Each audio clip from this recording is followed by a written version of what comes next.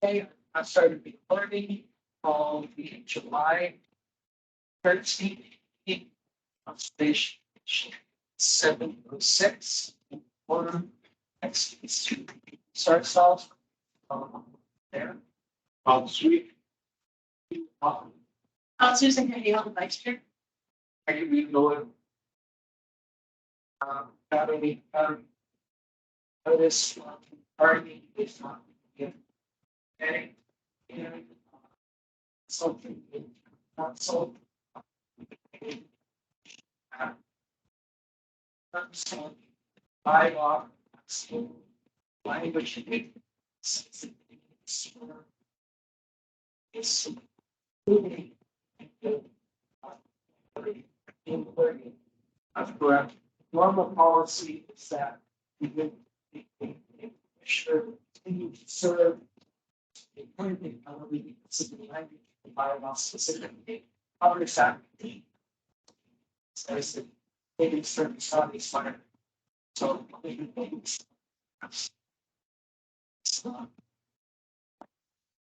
Have some sort of public recognition. Is for this.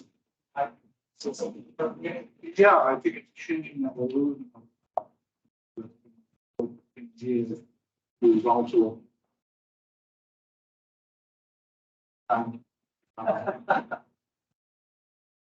Also, the planning board, which serves as a liaison between each one of both boards. Relying on one another, and they could do something. It's a loss. Board, not only to the conservation commission board, but to the community. And I may suggest, Mr. Chairman, that we put together a letter thanking him for the years. See that. Asking about everybody's.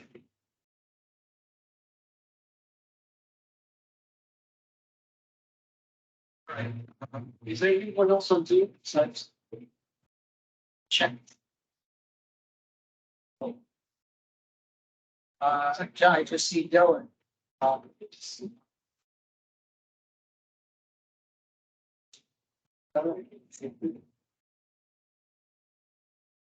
Said he wasn't making. Later on today, I expect so he was wildlife stuff. Ball, some coming out of stuff. Back in body. You have people here or what that's the show here. I'll be starting back for 6 minutes. I get correspondence issues. First correspondence issue.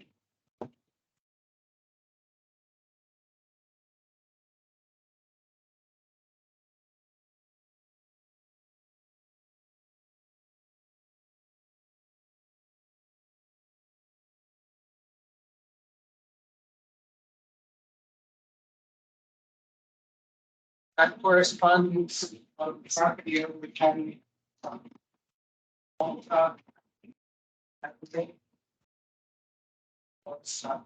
It's in the pictures. I discussed this. Say, this is a picture they tried running through it, and we ended up saying, no, they don't actually take out the whole stuff. So that's they don't actually make something. They're writing, right? Yes. Writing to. Email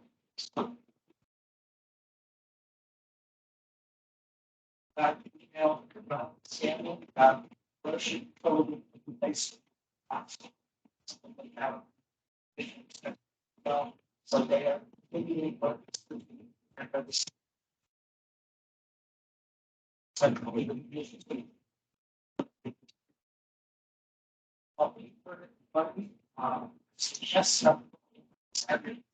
Saturday. Regular voting out. I actually.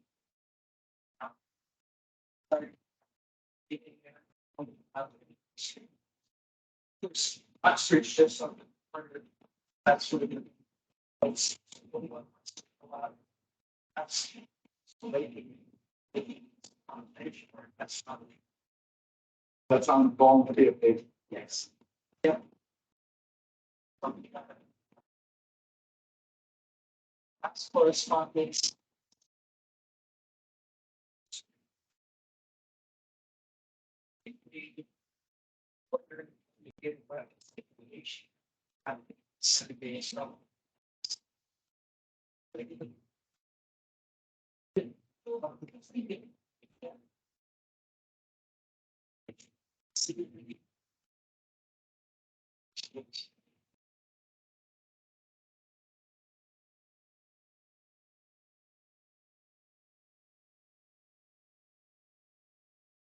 That's kind of.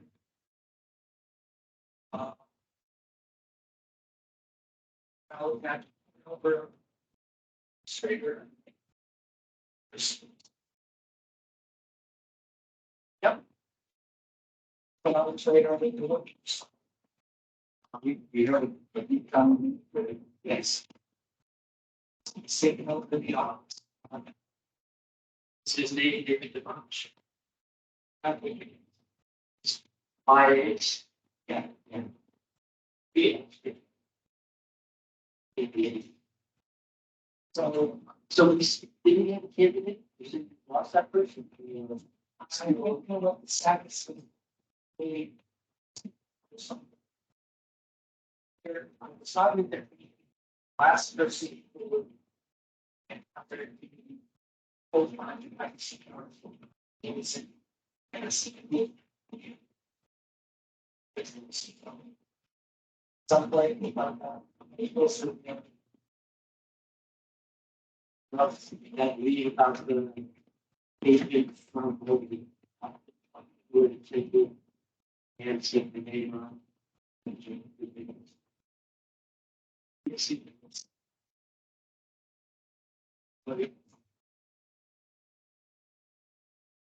Okay, it is now. Well, 7:14, 7:15. We'll say it's. We're ready for your presentation. And for this, I'm sure. Here, we'll see if you want to have a recording. I'll 35 on the. That was noisy.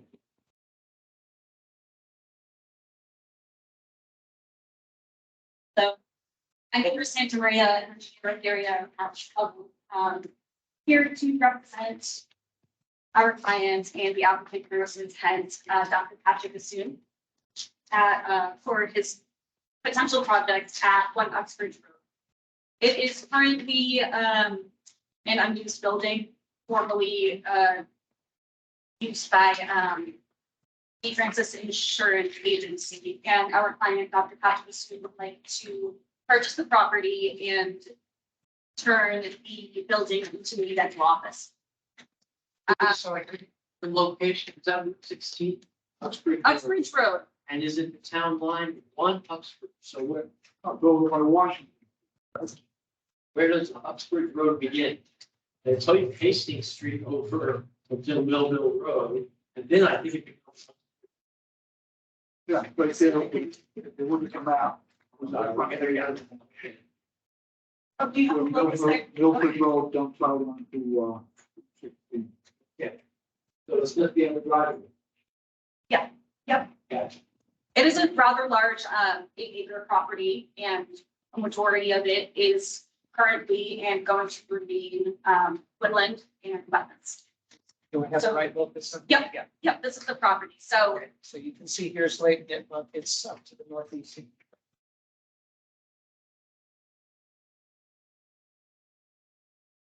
So we're looking at the small little portion where the numbers are down at the bottom. And as you can see, a majority of that is forest. It is going to remain forest. To accommodate the additional or the expected additional clientele and employees, our applicant, our client would like to expand the parking lot. So the existing parking lot is about here. in here. So this is the expanded area. There's about 800 square feet within the 100-foot wetland buffer. Also to manage additional stormwater, from the extra pavement, we are planning to, expand a small existing infiltration basin. There's an existing basin there. It is- Saying that? Yes, there's a small. It was Depression. intended, yes, exactly, a There's depression. It was, there's no outlet structure. there is an outlet structure. There is. There is, but we There's haven't never seen stuff. much water going into it. Okay. So we're looking at relocating that structure a little bit, and expanding the basin to catch all of the storm water. Yeah, 25 is in pink here, and the yellow is the 50-foot. Yes, We're gonna streetlights that pretty. yep, understood. So So from this distance, what are those gray rectangles? The one, over here, no, oh, What- right here. that one. yeah. That is the emergency overflow for the That's the infiltration basin. overflow. Yeah. There's like a berm. It is a berm, and it is set to be, I believe, a foot above the expected 100-year storm elevation that was reached in the basin. So that whole rectangle is the same grade? Or what's the length of the berm? You know, This map, I believe, is 1 inch to 20 that's at feet. least 20 feet. Yeah, so it's about, Rectangle. it's about 20 feet. Yeah, there is, this is, I can pull up the grading plans so you can see. And that other little rectangle is the other control structure? This is a, so we're putting a little forebay here. So that's the separation between Separate. forebay and, So where would you clean out the silted buildup? You clean out the floor we bed. would, yeah, the clean out would be, or, yes, I'm sorry, the forebay would be cleaned out there. But we are also proposing a swale here, which will catch water coming off here, as well as, we are putting, curving along the edge of the pavement over here. And we have 3 locations where we're going to have breaks in the curving so that water can flow off the pavement, hit that swale. And we do have a structure here that will have a sump to, allow some of that sediment to settle out before it gets to the floor. Now, I know it's not your problem, but are you lower than Uxbridge Road? So we might, run off from the highway coming down into your driveway? Or So there, it does seem, there is a Right small, there at the entrance. Tell me how water. at the entrance, we are looking at putting a small berm along there to keep. It's gonna be. That happens now, right? And what's the difference? There must be a lot of water that comes along. It doesn't seem, based on the grading and the topography that my survey. No catch basin in front of your property? Then probably not. I don't believe so. And it is, Highway. it is the state highway, so we are definitely trying to keep our water on our side of that. We don't want to do anything to, get into it with, the highway department. So you're not doing anything underground to treat? You are expanding how many lot parking lots? Let's, How many? currently 11 parking spaces, and they are looking to do 24. More than double. More than Yep. 11, 24. Where would snow removal There is a temporary snow storage area in this corner. taking up 1 or 2 of the parking lot? Right. Yeah, taking up 2 of the parking spaces. And garbage is There is a garbage, contained by. contained there just outside of the 100. And there is a dumpster here, and they're planning to put I believe, a fence around there and some plantings to screen it. And the whole pavement just kind of sheet flows to the left. And then goes onto the grass, which is lower, which is no berm.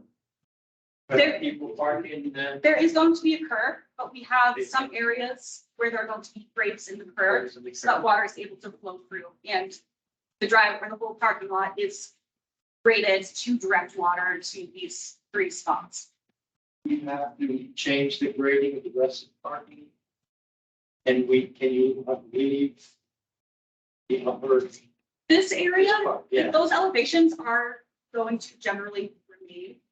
But you're going to rip out everything. they are, yeah, unfortunately going to have to pull out all of the. Are you going to be changing the grading of the front doors?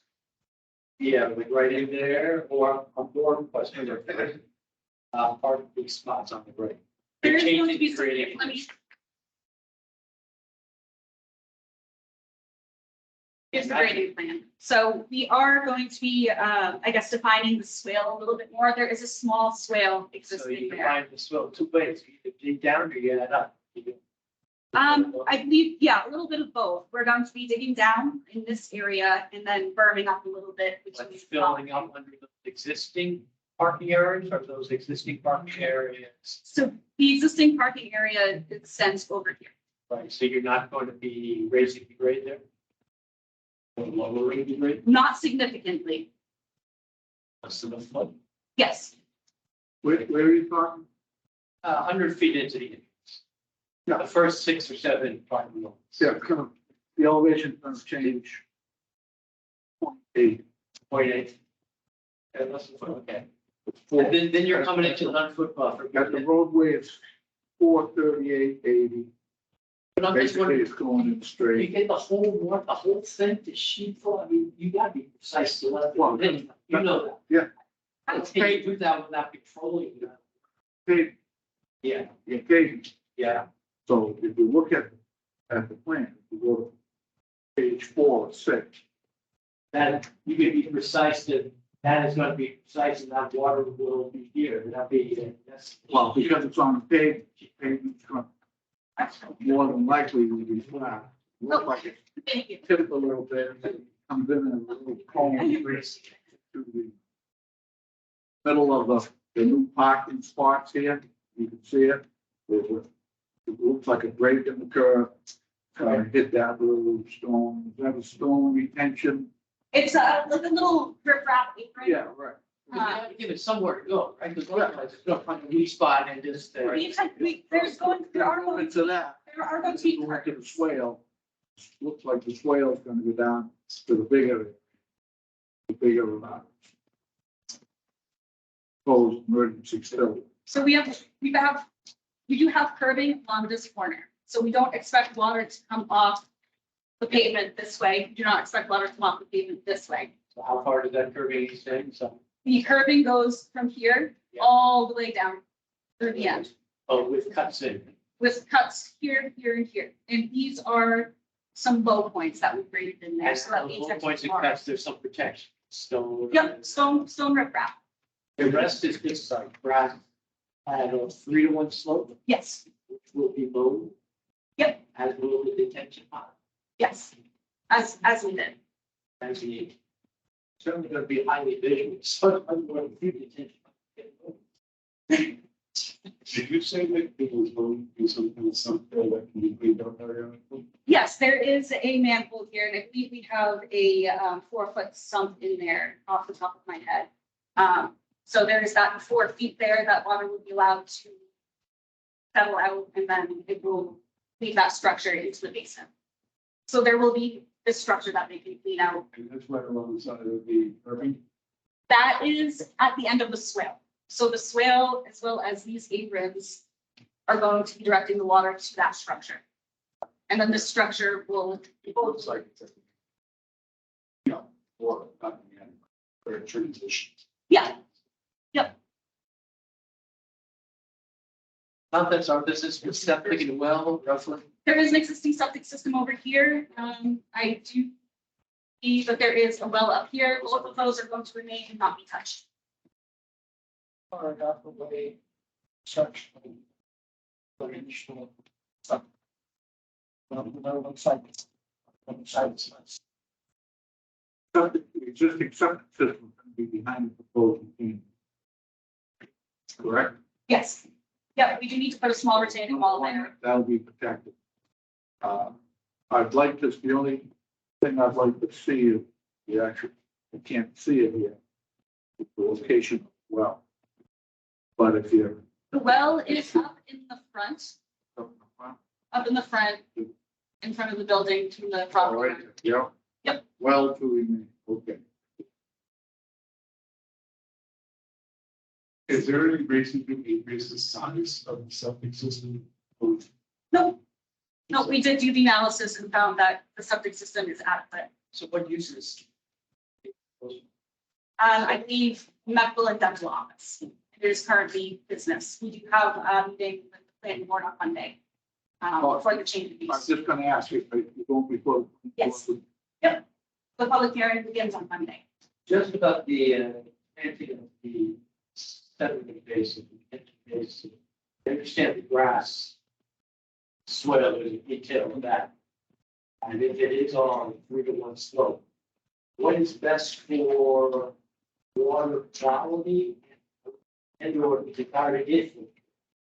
Those closely cropped grass, which might look nice, or is there a better seed or that maybe really mow like instead of grass and all day? If you have suggestions, we're of course open to hear them. I don't know off the top of my head any species that would be good. I know we have like different wildflowers that on the slopes in Blackstone Street, right?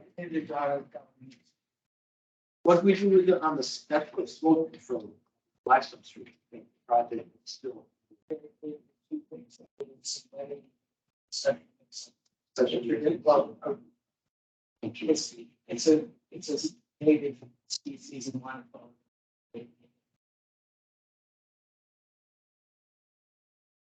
Is there any standard thing that construction would be special state? Not often. I'm into it on your games. Standing, all depending, the type of seed, Probably. that's But it's that's the still, way of the world now, type of seed. So when you pay, they usually guarantee it. and I assume that it was so, it hasn't been touched for many years. What kind of trees there? We are cutting trees up in this area here, so that would be untouched. But as I mentioned before, there is a small depression or basin that's already there, so I expect that to be a bit disturbed. So But the stumps will be taken off site? Or your recommendation? we can take them off site. I think so. You've got a lot of land you can move. I hate to see something. But they don't want to wetlands, mine is to have some. Yes. Yep, that's our limit of work in silt fence there.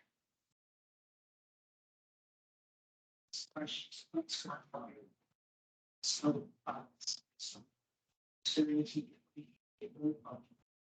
I see, so with the word emergency, urgency spillway.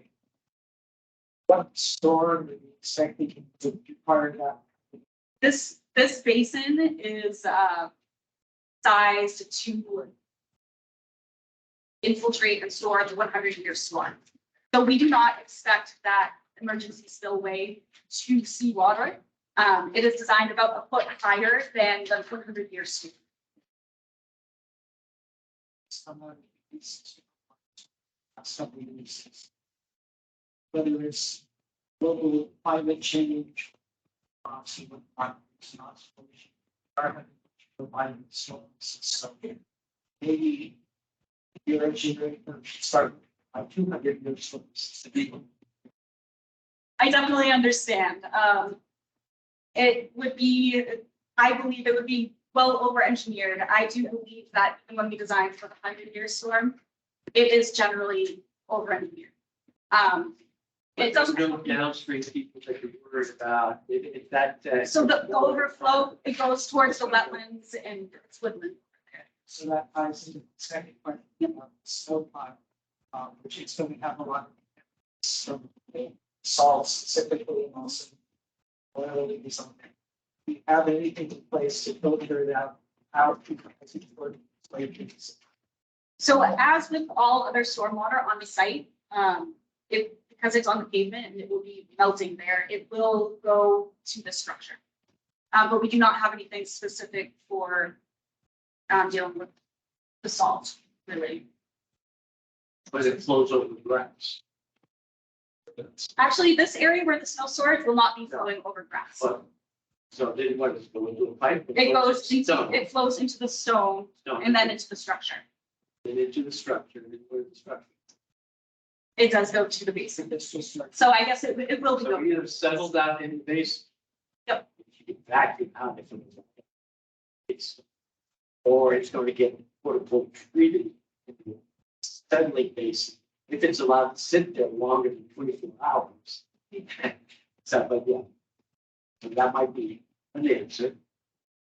We, move that storm area out of the rough again. It's It's snow, no, snow, Oh, snow. snow. I'm not really sure. We may be able to pull it up towards the front of the parking area, but that does seem like our best option. I believe that these are going to be handicap spaces, so we don't want to take up any of those here. Where the sun buck got, the low spot. There it's one nice long line in for single morning for people to get. So that's what we're looking at for the best option. thought about doing any pervious spaces, I've not discussed it with the client. especially in here for any part of the parking area. The site buffer, the urge. Think about whether pervious space would be a better option. So, this is something that higher maintenance, to make sure that it's still followed up. Right. But it is a We do definitely consider it in some of our designs, but we have found over the years that clients do not take them as they should. So that's pretty much why we don't go with that first go. Have you flagged for what? We have not. So these wetlands are actually from a previous. So I've got a couple of statements. One is you should probably flag the well. Flag out these various spots. So that'll tell us a lot.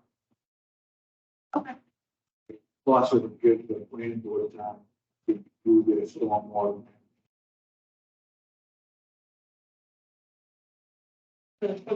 They seen the proposed plans for the doing Smith Road. See, have you seen how the effect on the drainage from that? I actually was not aware of that, and I have not. So that's something that I will definitely look into. Thank you. Thanks, guys. Keep on. Well, again, like I said, stake it out. Stake it out, stake out this structure, the structures, this place right here. Is that a burden? Basically, it's a hole that everything can drain into. Watching this. What?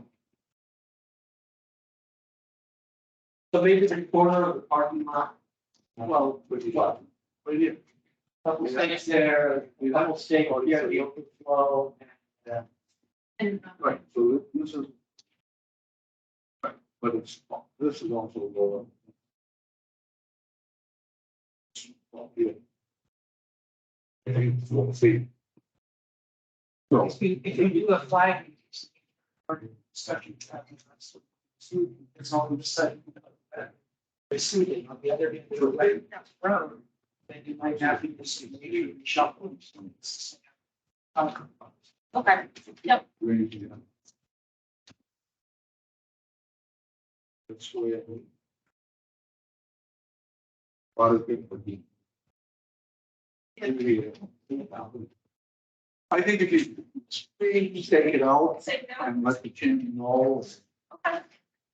what they speak at it, like I said, that will also, give the planning board time to review the stormwater. No sense in us getting something, they change it.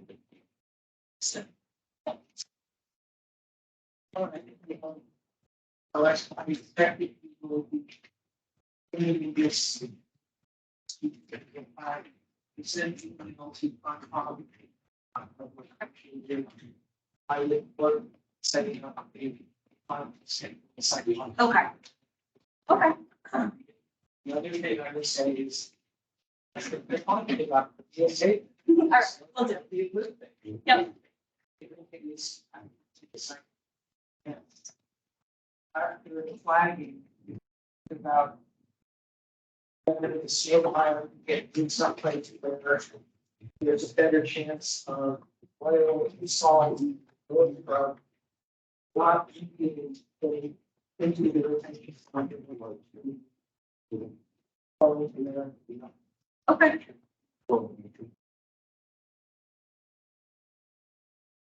So any other questions or notes before we jump for the motion? Did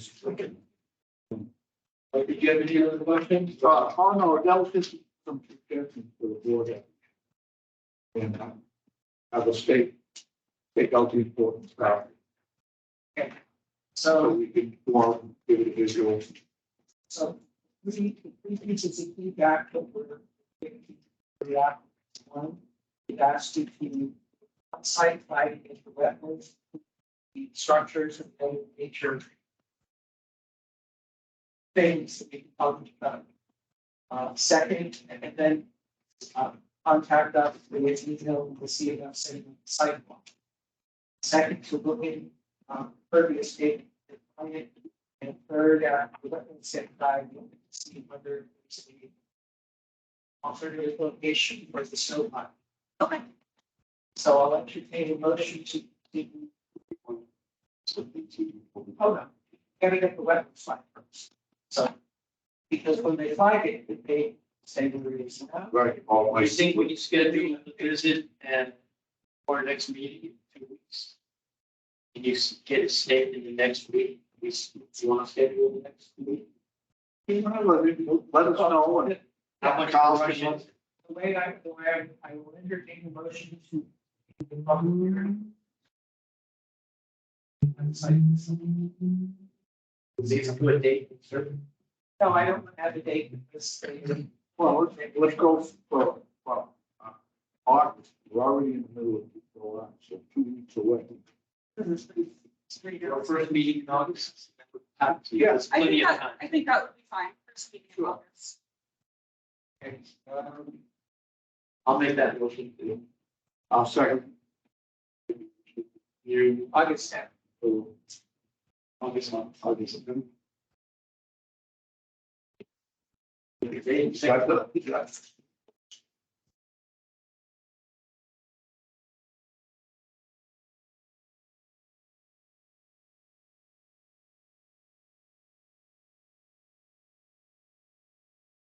Take a motion. Yes, motion and I'll second you. Second. Okay, well, all in favor? All right. Okay, this is- Very much. Thank you. We're in the future.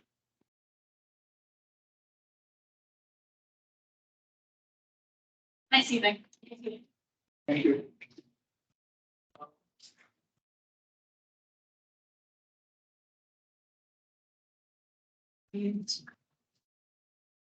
The next thing that I will be doing is a special presentation. See Sarah Wasserman. Mass Issues Wildlife. She will be demoing biomap, which is a non-regulatory conservation planning resource that identifies natural areas to save critical biodiversity. So Sarah, are you there?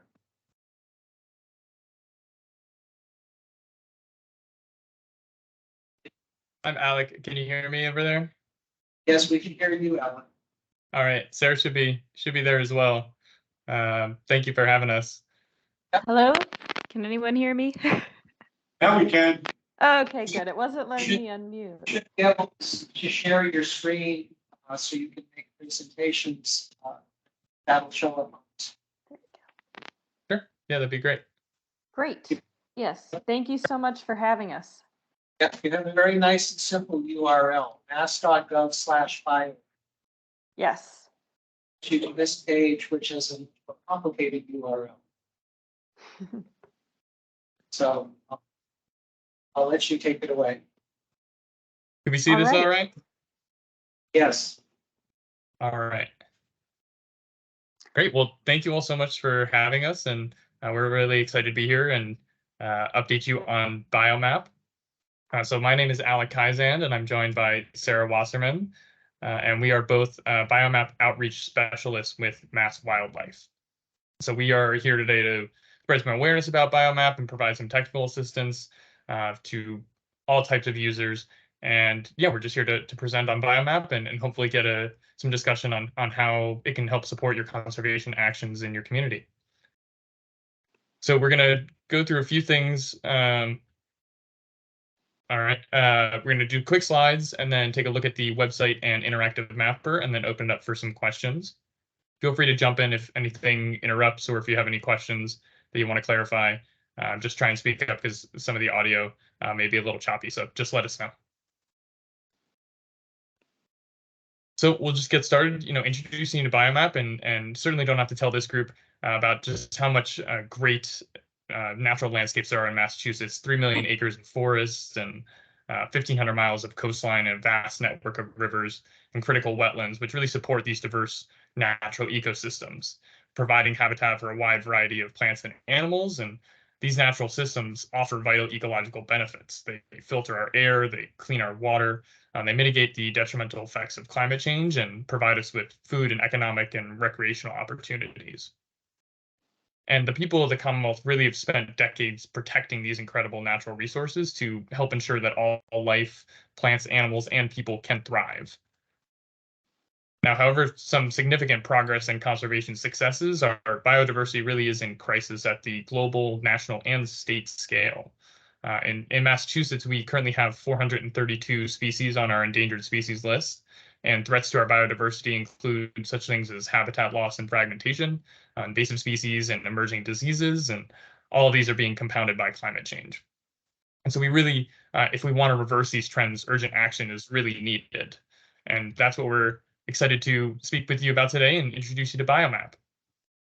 So just right off the bat, you might notice that with this update, we're calling it Biomap instead of Biomap 3, and that's to reflect the now living product that we are creating and allows us to add more content and easily moving forward. So just to orient you with that, a little bit of history, if you aren't familiar, really have been a leader of this development and groundbreaking conservation tools.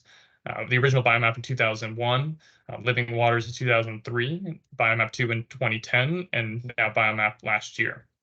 And so over the years, these have really been great products to provide a framework for protection and stewardship of lands and waters critical for biodiversity conservation. It's been heavily utilized by land trusts, state agencies, and municipalities, and it's been considered a trusted and credible source of information. And so, although Sarah and I are both with Mass Wildlife, this is an ongoing collaboration between Mass Wildlife and the Massachusetts chapter of the Nature Conservancy. So with similar missions, goals, and science-based approaches to conservation, we are really natural partners to produce and maintain Biomap moving forward. And with this latest iteration, we're really excited to show you how we've gone even further. So with Biomap, we really see it as more than a map. We see it as a tool, as well as a vision for the people of the Commonwealth to come together to strategically protect, manage, and restore the lands and waters that are really most important for conserving biodiversity in Massachusetts now and into the future. So it seems you are quite familiar a little bit with, we've seen, open space plans and things you've used it before with, but to orient us with the updated version, things are quite similar to Biomap 2. But if you're not familiar, the two main groups that we have, or the conservation targets, are core habitat and critical natural landscapes. So core habitats identify these areas that are critical for the long-term persistence of rare species and a wide diversity of resilient ecosystems. And then critical natural landscapes are those large landscapes and habitat buffers that enhance the resiliency and maintain connectivity to support those ecological processes.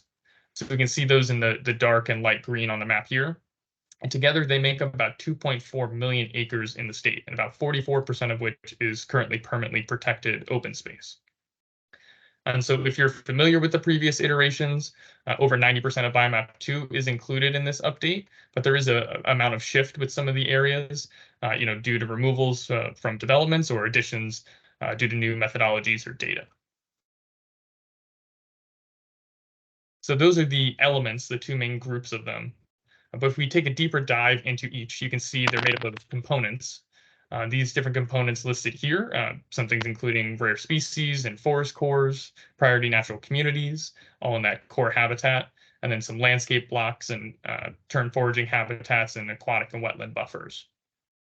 And so visually, you can see, again, these elements that we have them grouped into. And then if we peel it back, we can see those different components and really dive into the different data set that are in there. So we've updated these various data layers with the latest information on species and habitats and enhanced some of the components, such as aquatic core, with new methodologies. And we are, there is also with this iteration of Biomap, including some new local and regional components, which I will pass over to Sarah to introduce to you now. Great. Thank you. And thanks again for having us. I'll talk a little bit about the local habitats, which is a key innovation that has been incorporated into this new iteration of Biomap. And this is based on feedback we've heard over the years since Biomap 2 that Biomap wasn't as relevant to all cities and towns as it could be. And this is because almost every town has some amount of core habitat in critical natural landscape, but the patterns of this vary significantly in terms of developed and natural lands. So when you're only looking at it from a statewide perspective, the habitat levels vary significantly from town to town. So that makes us really excited to add in this municipal level perspective and data. And we have an example that illustrates this. So the map we're looking at here shows landscape blocks, which, as we saw a few slides ago, is a component of critical natural landscape. And landscape blocks use ecological integrity data to identify large, intact mosaics of forest, wetland, and freshwater habitat. And they also support wide-ranging species like moose and black bear, as well as the resilience and abundance of other wildlife and plant species. And the way we're looking at it on the map here, this perspective, this is the statewide perspective. So these are the largest blocks in each region of the state that are selected in the criteria. But as we can see, this pattern, some areas are more abundant with landscape blocks than others, and many of the towns, even just in this section of the state that we're looking at, don't have any. So when we add in the local version of landscape blocks, which we call local landscapes, this takes the perspective of the most intact natural landscapes from each city and town. So it's the same data, the same ecological integrity data as the statewide landscape blocks, but it looks at the data from the perspective of each municipality, one at a time. So adding these in makes Biomap relevant and applicable for many more communities. And we can see now how every town now has, a greater understanding of the important habitats within their boundaries. It's important to note that the local data is not meant to replace the statewide data. As we're looking at it here, they're meant to work together. They complement and add to each other. So that's important to note. We'll then move to the other end of the scale, to another addition to Biomap, which is the identification of habitats that make a significant contribution to conservation at scales larger than Massachusetts. For example, a recent study has showed that tree populations in the eastern United States are moving north and west in response to climate change. And one example being the tulip tree, which is pictured here. And Biomap now includes regional connectivity data that identifies places supporting these large-scale range shifts, as well as important habitats for rare species that are vulnerable at regional, national, or even global scales. So we're looking at things from, both the local, statewide, and also regional scales. And then another key innovation to Biomap this time around was the deliberate addition of climate resilience data into Biomap. So Biomap now identifies places that help plants and animals and people cope with the impacts of climate change. And this was built using the Nature Conservancy's climate resilience data, which is in this map that just turned up on our slide. And this was incorporated into the wetland and forest core components, as well as the landscape blocks. And the idea here is that the green areas on this map identify ecosystems and landscapes with diverse topography and habitat connectivity, and this allows plants and animals to move to suitable habitat in response to changes in temperature and precipitation. And it's also worth noting that the Mass Wildlife Fisheries team identified freshwater systems that allow species to persist and thrive in the context of climate change, otherwise known as cold water refugia, to support those species as temperatures are rising. So with all of that being said, let's take a look at Biomap in Mendon. I have a few example maps to look at.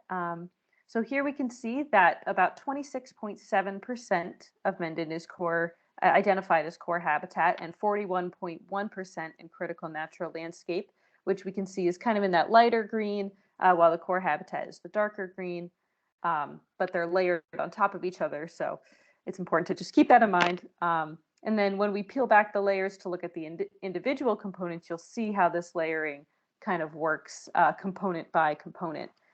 So we have a few things just to take a look at. We have the aquatic core, and just picked out this example in the muddy Willowbrook area. And you can see how that aquatic core is taking upland connectivity into account there. We have landscape blocks, which are in this beige color, found throughout the town, but this example is in the southern part and then towards the west along the northwest border. Rare species cores represented in pink polygons. And then there's also forest and vernal pool cores layering with landscape blocks, rare species core, wetland core, as well as the wetland core buffers in that area. So we can really see how this layering composes a picture of, the ecological habitats that you have. Then when we take into account the local components, so this new addition to Biomap, 23.1% of Mendon is identified in the local data. And I've layered them on top of the statewide data in this case, just because there's a good amount of overlap. So it's just a good way to see it. You can also do this in our interactive mapper when we get to that demonstration. And among the local data, just a few things to point out. There's local aquatic habitats and aquatic habitat buffers surrounding those, as well as local wetlands and local rare species habitat. So there's really a lot to dig into here. This is just, a first look, but you can explore all of this on our interactive mapper.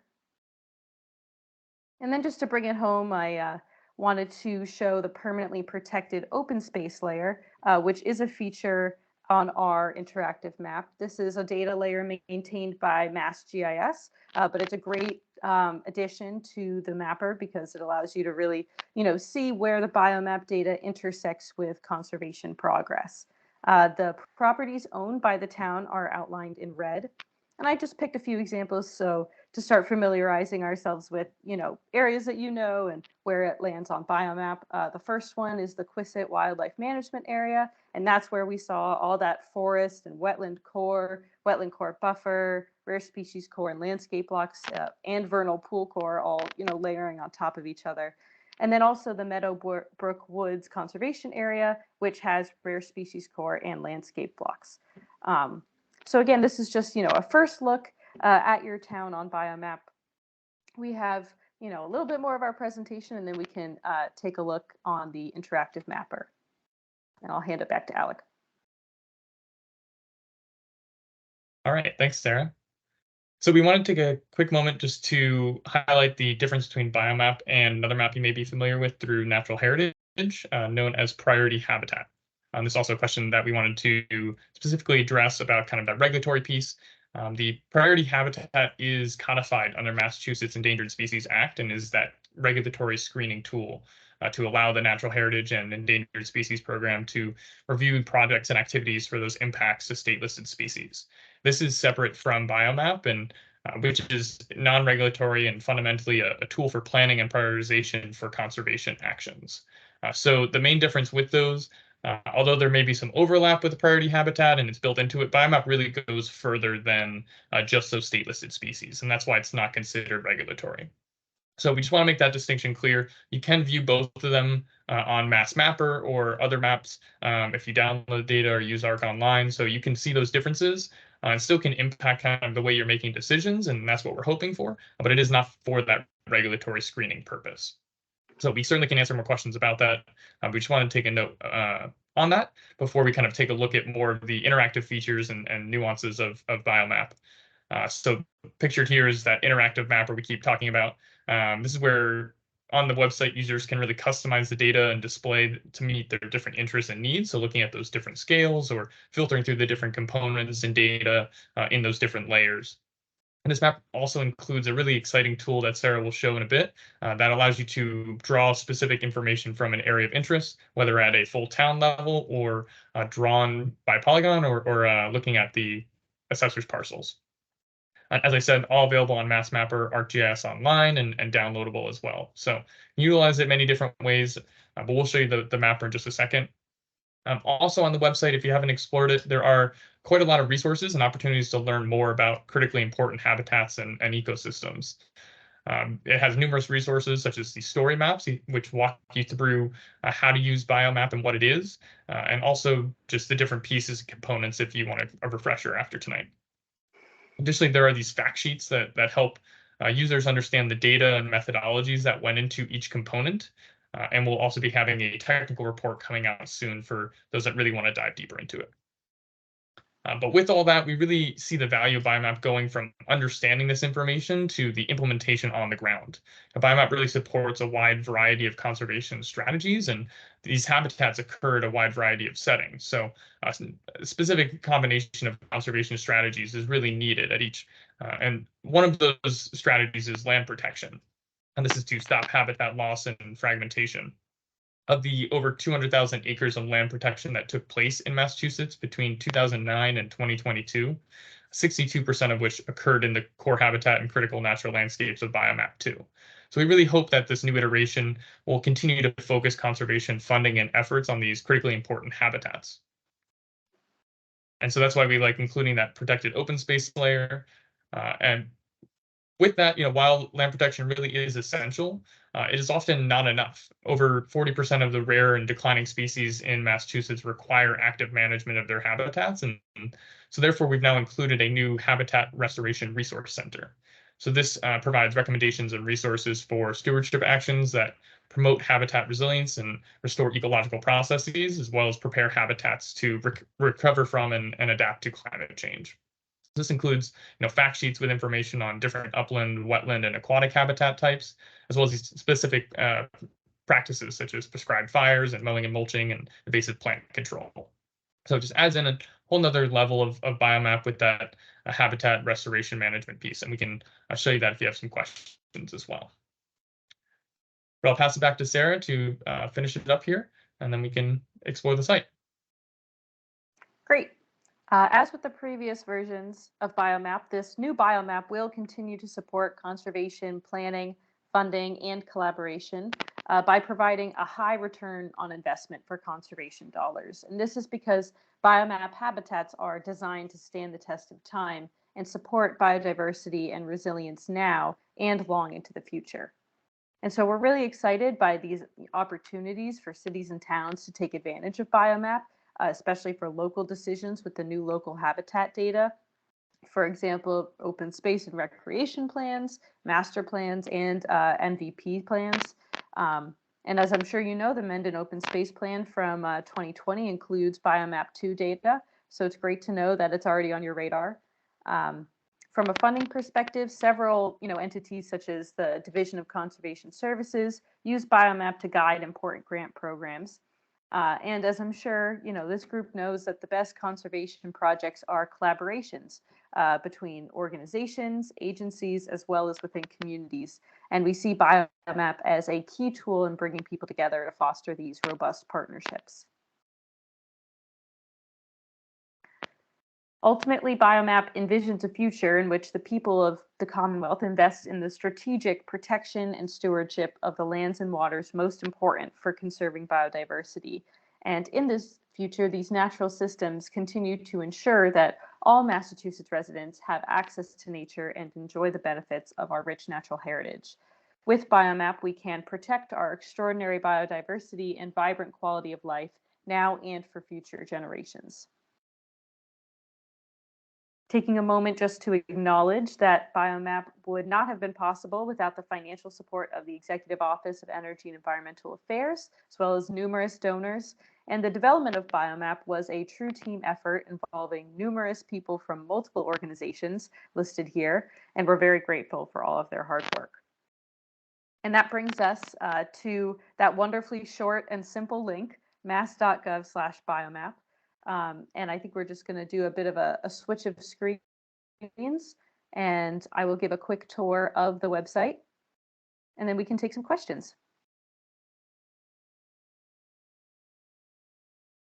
I should have handed it off. I think it's all you. All right. Okay. One moment. Just gonna try and get this.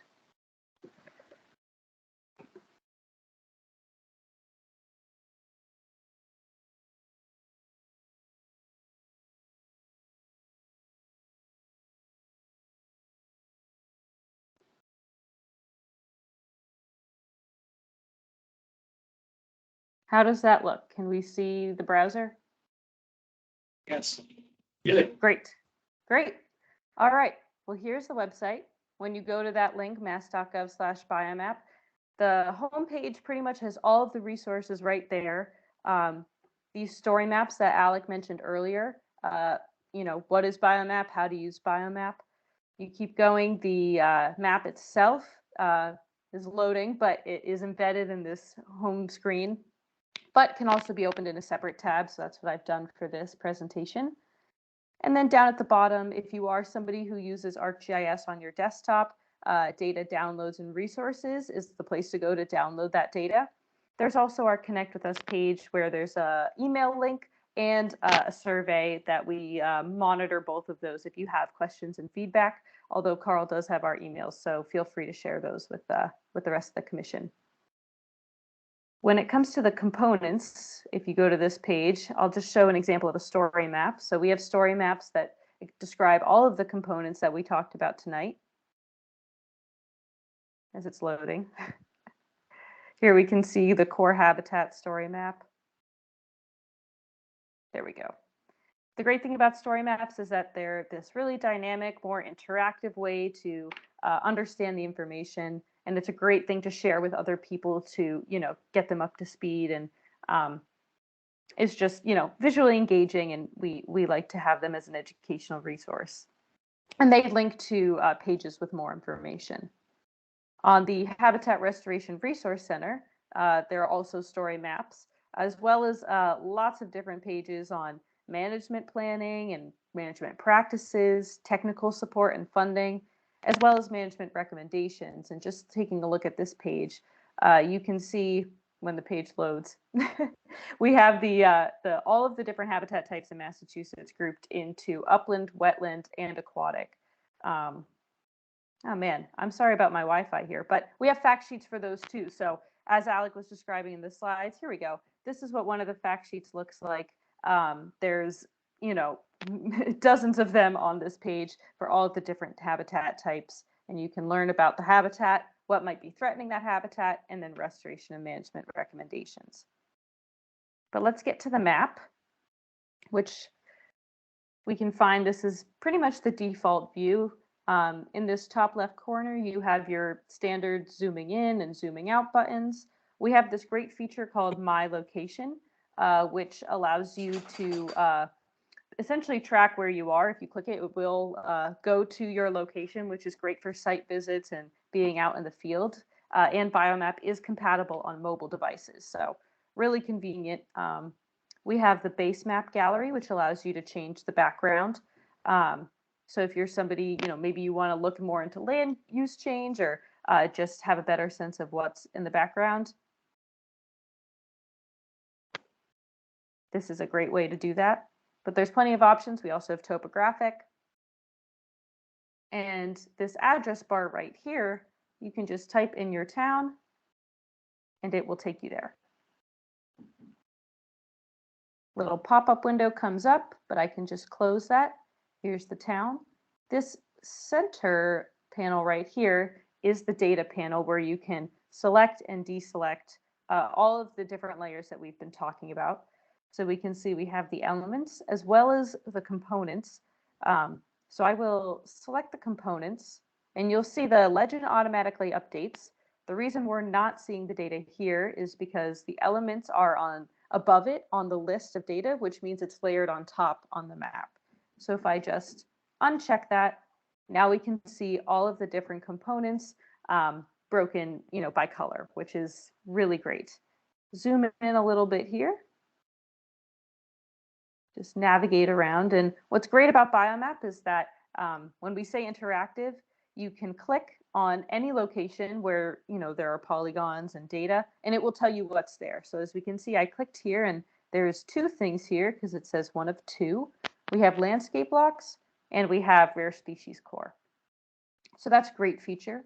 I can also select the local components, which is a scale dependent layer. So if you select local components when you go and check out the map and you're not seeing them, just make sure you're zoomed in enough. But here they are, which is just a great feature, and you can see how they really complement that statewide data and extend it and add to it. The permanently protected open space layer, like we saw in the example, is here, as well as the assessor's parcels, which is one of those scale dependent. So because I'm zoomed in enough, we can see it. And this will lead me to the summary report tool. I'm just going to zoom out a little bit before we do that. The summary report tool is essentially a tool that allows you to run a report for either the entire town or for a selected area of interest. And bear with me with the loading of my page, but it will get there. There we go. So if you wanted to run a report for all of the data in your town, you can do just like in this search bar and click your town and click report. And it does take a minute to load. And so I did preload one, anticipating that. When it's done loading, the print button will become bold and you can click it. You can select the layout for the report. But then it creates this file that is essentially something you can print, or you can save it as a PDF. And there are things you can edit before you do that. So as you can see, I've changed the title. It gives you this great image. So I made this earlier when I only had the statewide components selected. So just beware that whatever you have selected is what is captured in the report. Gives you, your standard legend and scale bar, and then all of this information about how many polygons you have for all of the components, how many acres, and then it breaks it down even further. Great feature with the assessor's parcels layer. If I zoom back in again, I'm going to start over here. Can't see the parcels right now, but if I zoom in, they will appear. And on the summary report, I was using the place name, but I can also use draw. And there's two different features of draw. The first one is the polygon feature, which allows you to just freehand draw any polygon. But we also have this select by rectangle feature. And that allows you to essentially click and drag, and it will select however many parcels you selected with your rectangle. And you can change how many parcels if you wanted to add. I would just click that, hold the shift button, and I can add to that group. And the same process as before, I can just click report. It will run that report for those parcels. And then it will have the same layout as the other one I showed, just zoomed in. So I did this area, selected those parcels, and will report that information just for those parcels. So that's really great, especially if you don't want to painstakingly draw the borders of a particular parcel. And that brings me to the end of this demonstration. I'll zoom back out, and then we'll take some questions.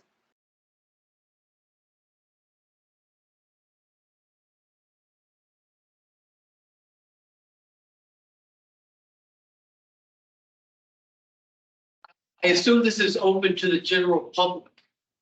And then, is it a useful tool for us to refer people who are wanting to know if they should come before us because they're proposing to do something? We could say, hey, go to the map and check it out and learn about in your immediate area, i.e. where the closest wetland might be? Or the wetland coverage isn't precise? It would still be a useful tool. to Get educated about. local- Absolutely. Yeah, Yes. absolutely. As an educational tool, absolutely is a great place to point people to have them get a better sense of what's around them. As we said earlier, it's not the same as priority habitat, doesn't function in that regulatory capacity, but it's a great way to supplement your knowledge. And of course, the website has a lot of great resources that they can use to, learn more and get educated.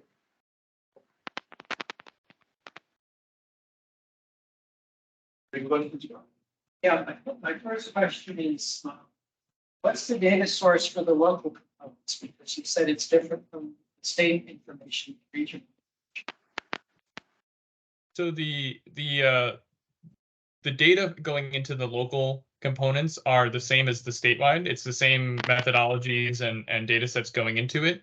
It's just that the modeling and the thresholds that are built into it are smaller. So looking at it from a smaller perspective, it's not including any kind of community source data or anything in that way, other than what is submitted to natural heritage for the same reasons of priority habitat, and that's also built into the statewide. So it's not adding in any different local data sets to that. It's just kind of changing how the modeling is identifying and prioritizing some of those areas based on the size of each municipality.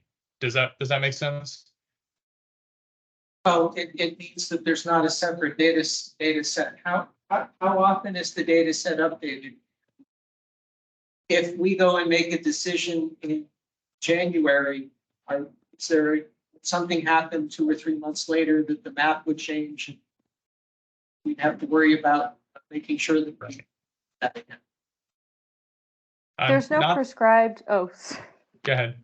I was just going to say there's no prescribed timeline for updates to the data going forward because it's been about 10 years since the last update. Our hope is that it will be more frequent than that, but it is worth noting that within those 10 years, over 90% of the biomap area did stay the same.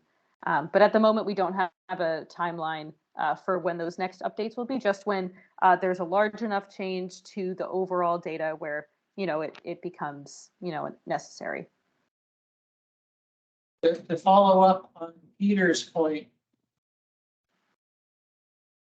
when we're, as a conservation commission, we're asked about parcels, we are specifically at wetlands areas and buffer zones surrounding wetlands and 200-foot buffers from streams, ponds.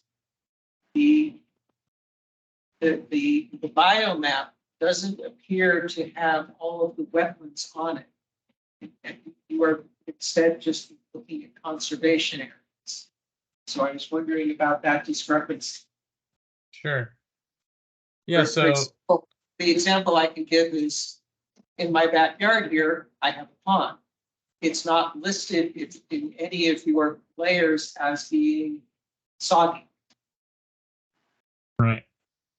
That Yeah. So that's a great point. That's why we were trying to make clear that is just one aspect of a lot of these different tools. It builds in things like vernal pools and wetland areas, but it really is identifying those highly important areas. So it's not going to cover every single thing in the state.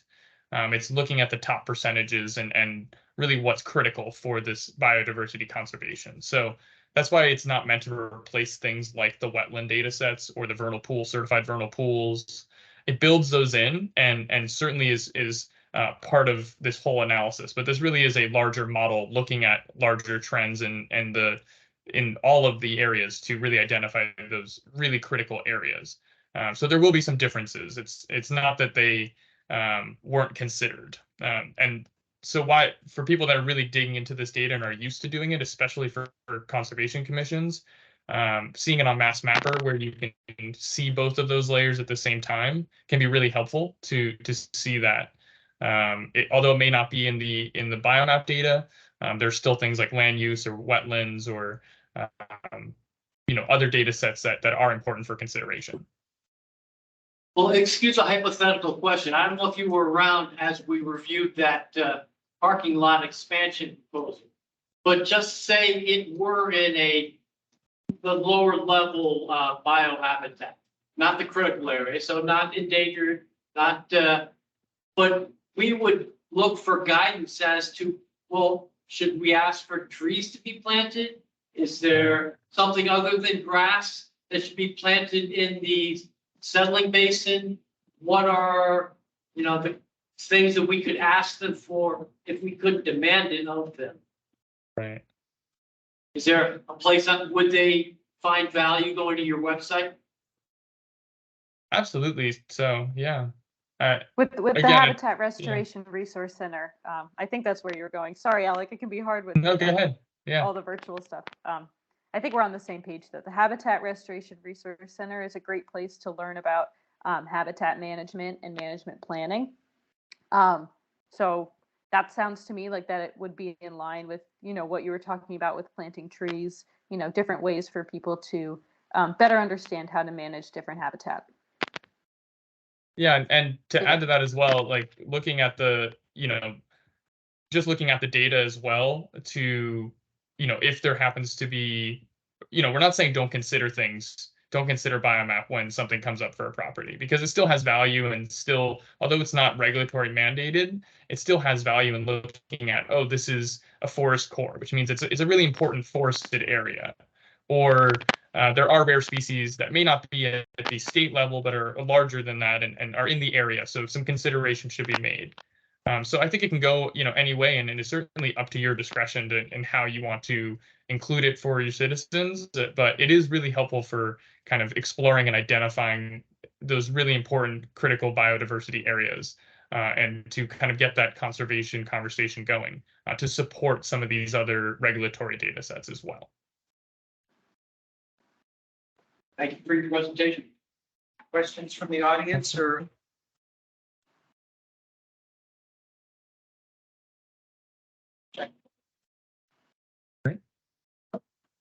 Okay, well, thank you for coming and making the presentation. Thank you very much for having us. We are recording this. It's part of the public record, and what I expect Ann Mazar and I will do is get the timestamps in the YouTube video for this presentation and publicize it so that other people will be able to watch the slideshow you just gave us. That'd be great. That sounds great. And if anyone has questions, certainly feel free to reach out to us or to Natural Heritage. We're happy to discuss more, or if you have certain properties or questions, happy to dive into it more. So thank you all. Okay, thank you very much. Thank you. Have a good night. Bye. Okay, for the rest of the meeting, I'll hold to see what people in the audience are here for. What am I here? Yeah. I thought on the agenda tonight, we were going to talk about property after the law. Okay, so you're Gregory Lambert? No, Oh, okay. that's Gregory, that's my neighbor. I'm his neighbor, Marty Costa. And are you here? Just as member of the Lake Association. Okay, and Ann's just was here listening to that presentation. Will be. Okay, so we'll go to discussion about temporal tap.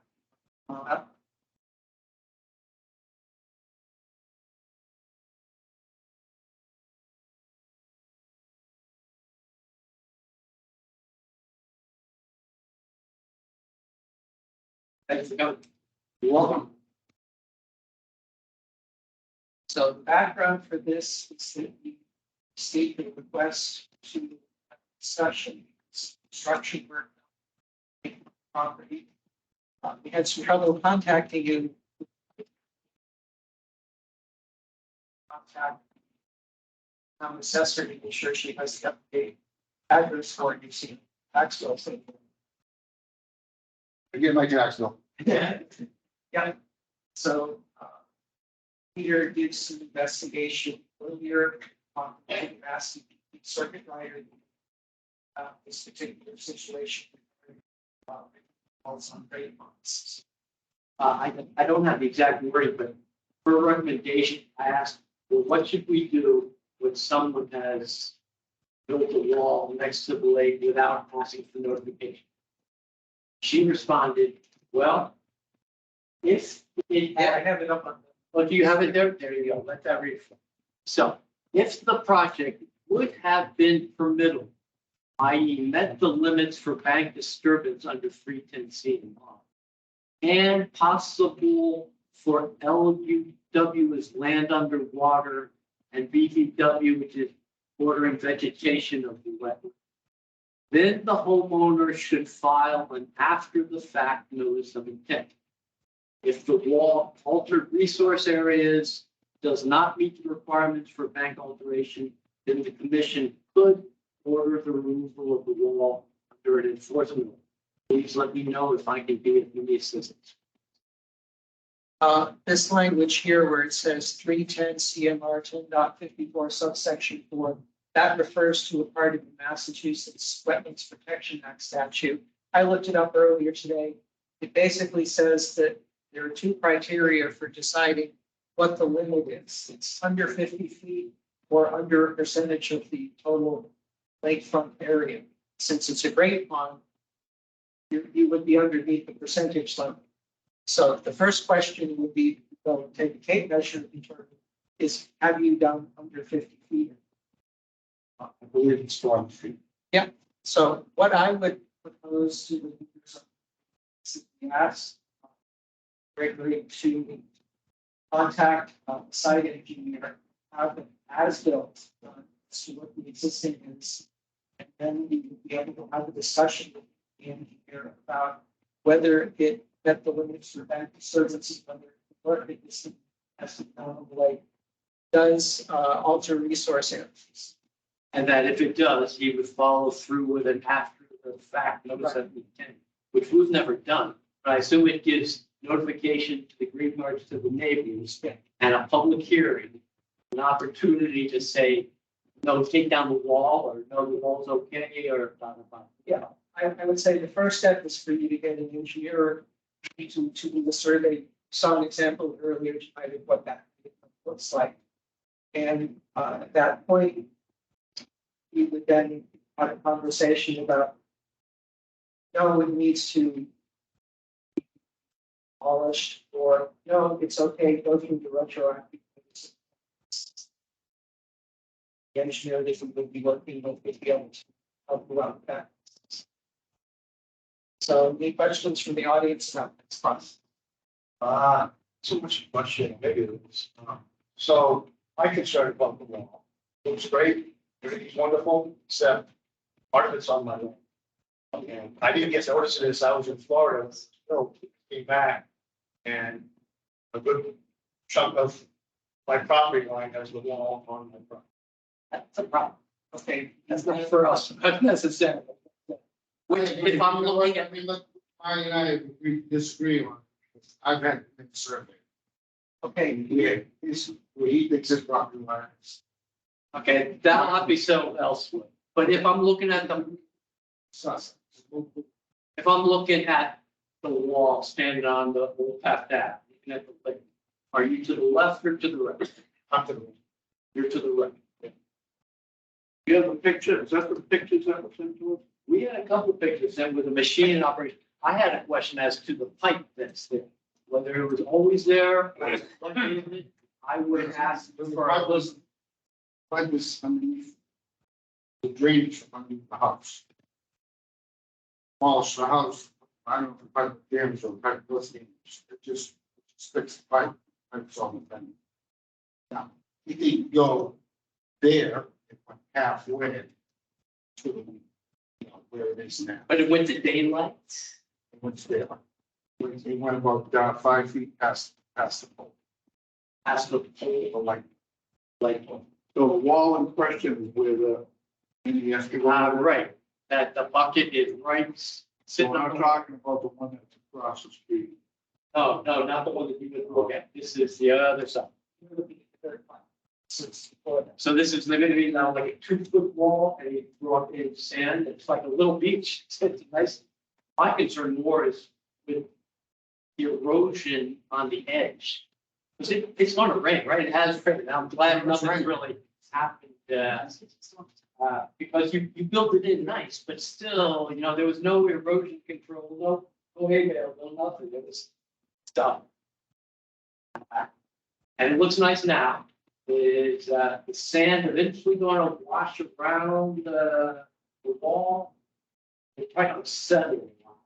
And then we get into the issue of, okay, is it okay for people to freshen up the beach? Which I'm is dropping on that. there. I'm dropping that. Well, I also bring it up to Lake Nipmuc, because they're not alone, right? So there's also this percent barrier. He's only 40 feet. But how many other 40 feet are there on the whole lake, and at what point? So well, that's maybe a highfalutin question, but it's, Quite a bit. well, there are quite a bit. How many homes are there on the lake? And just a question, do you need to do anything to put it in the dock? No? Put it in the dock. Yeah, you will put it in the dock. So what do you need? Like, you need to do anything, put it in the dock instead? Yeah, not that I'm aware of. No. Dock permit from the. That's another agenda. It's a state issue. We've never done. I think the state, there might be a state. They're chapter 91. That's not great roads. And there were specific regulations on what we're allowed to put in the water for the Great Pond. I'm not a lawyer reading into this, you're not allowed to complete navigation.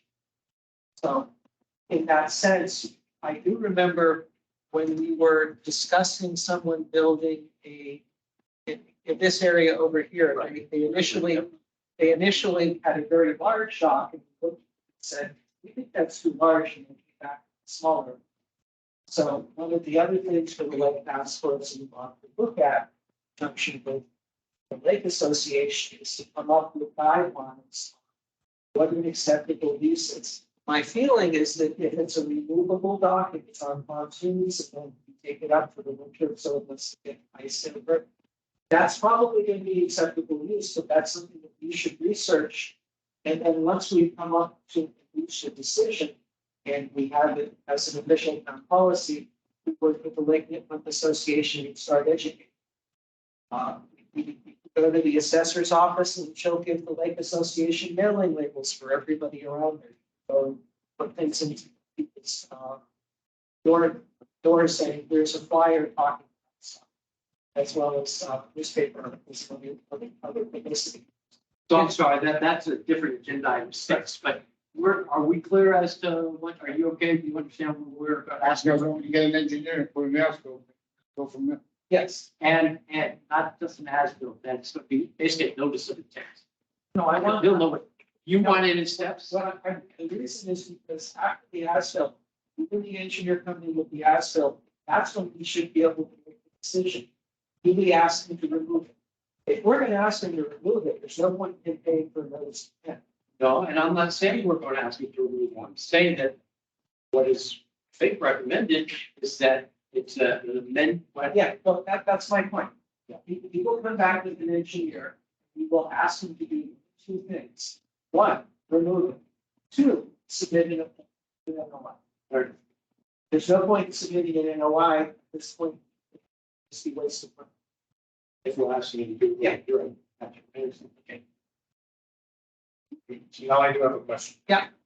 So in terms of the steps and notification, how do I make sure that I'm notified when there's next meeting or something with this? If it were an order of condition, well, notice, if he had filed, you would have been, everyone within 100 feet, all the immediate abutters, plus everyone within 200 feet. You would get sent, what's called a green card.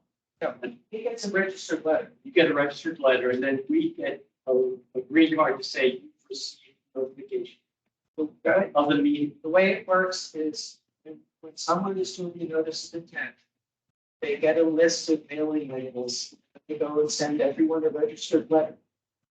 You would receive the registered letter. There's a green card on it. You sign your name saying, I received this. The mailman rips off that card, sends it back to the applicant. When the person comes for an NOI, you're supposed to show us, here's the evidence that all of the abutters were given notification. So I didn't get any notice. I also didn't get any notice. And I didn't get an opportunity to say, it's okay with me. You should have gotten to when I got one just for when the well was, What about for the demolition of the house? Do that. no. I went to the town hall twice, asking, how come I haven't got anything? You'll get one. And I got one just for the well being, and then I went back How long again ago and start said, building it? when did I? How long ago was the demolition? 2 years ago, year and a half? Year and a half. Year and a half.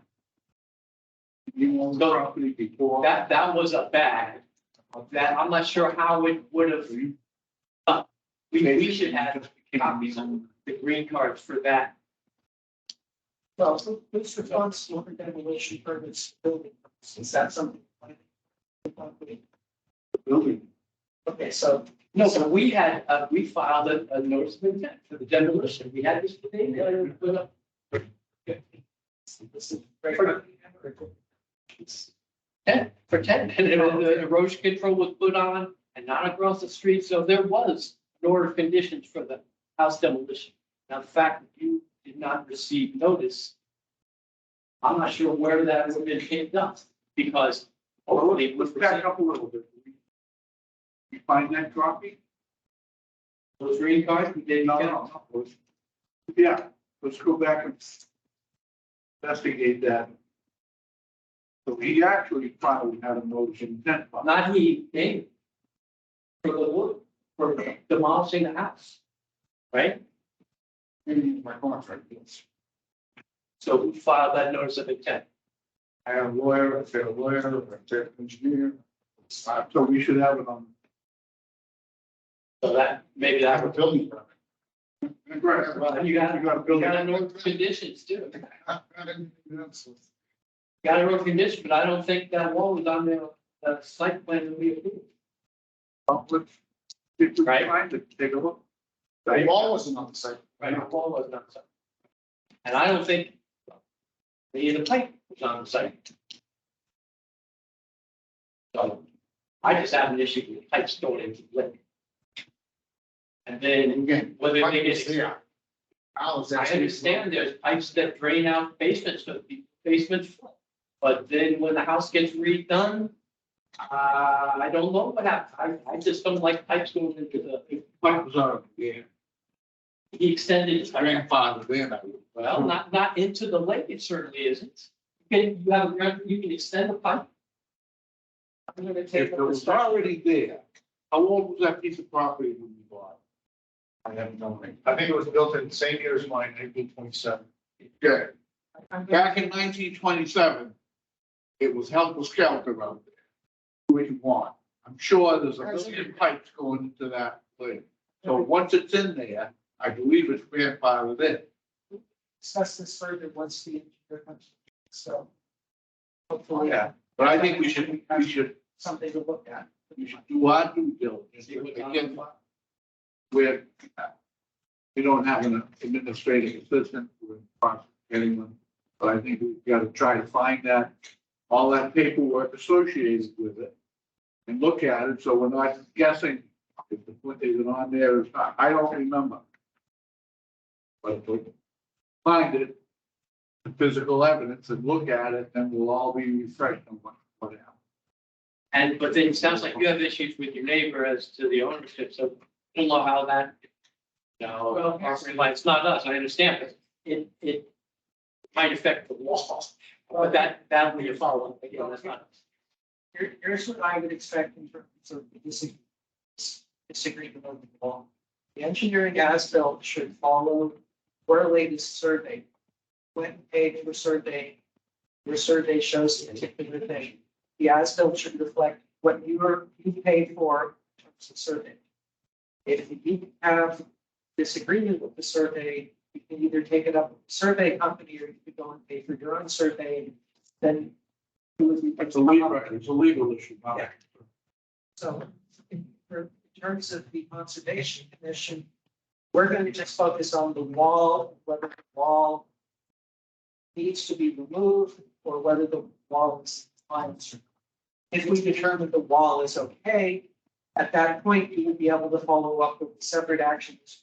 What part of the What I wall? want to wait. Pardon? Because I have a survey as well that shows where the boundary is by a company, like the previous owner. And it shows where the property. Well, here's what's gonna happen. This is a legal issue. It's gonna be settled in a court of law. If the judge says to you, to him, hey, you're wrong, you gotta rip it out. Before you rip it out, you gotta come before us and file a notice of intent. Right? Probably, Yeah. The judge can't say, just go rip it out. He's gonna order it to be ripped out, then you gotta follow the procedure. And who's gonna Okay, pay that's for right. it, rip it out? if both of you have competing survey results, you can't resolve them. Okay, I'm just trying to understand. And nobody in town can resolve them. It's gonna have to go to the small. Yes. So, But what we're looking to do is try to resolve the issue of a wall in the lake.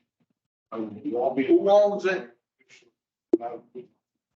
Right, so we're dealing with that. That's what our job is. Our job is, this did not surprise me. I assumed it was a zoning board initially and then maybe others, but we'll figure it out. zoning board was an existing house, it didn't really kick in ZBA. Oh, I just mind the garage. Yeah, that, it comes with these. What it sounds to me is, it's probably not be disputed, it's gonna be seven people ways. Not us. Got it?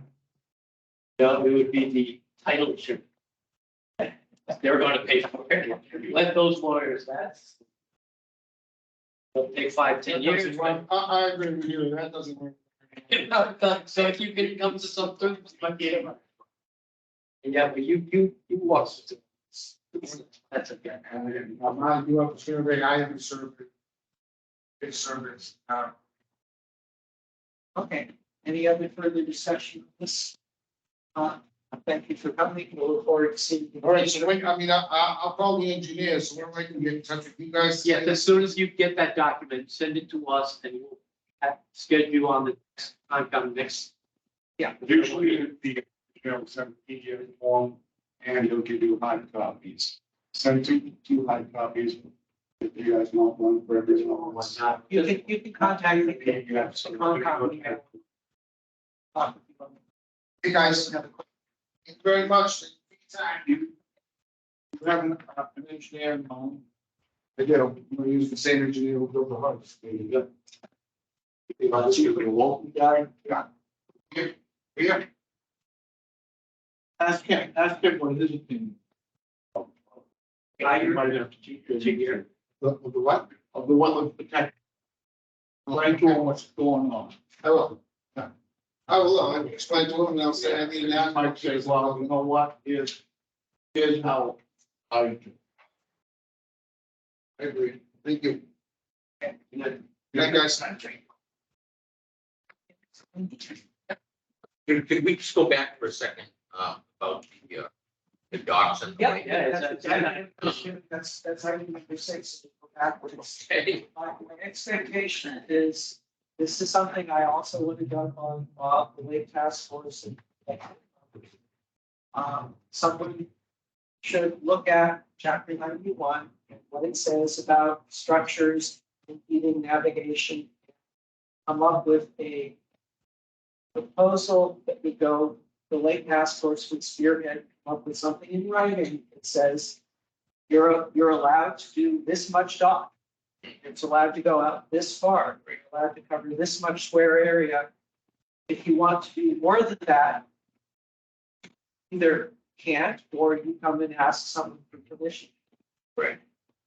That would be in the limits of chapter 91, is it? Chapter 91 applies. This guy- Right, so under the Right. guidance of the law. Yes. Yeah, You chapter should come up 91. with, so you gotta read the law. Right. And go, okay.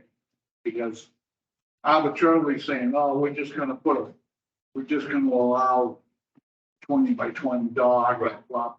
But you know what Yeah. I'm trying to say? Yeah. Now, I'm And in in the some house, areas might be more important, heating, someplace, you know, you want it close to some, yeah, it's. It's on a point. Regulations.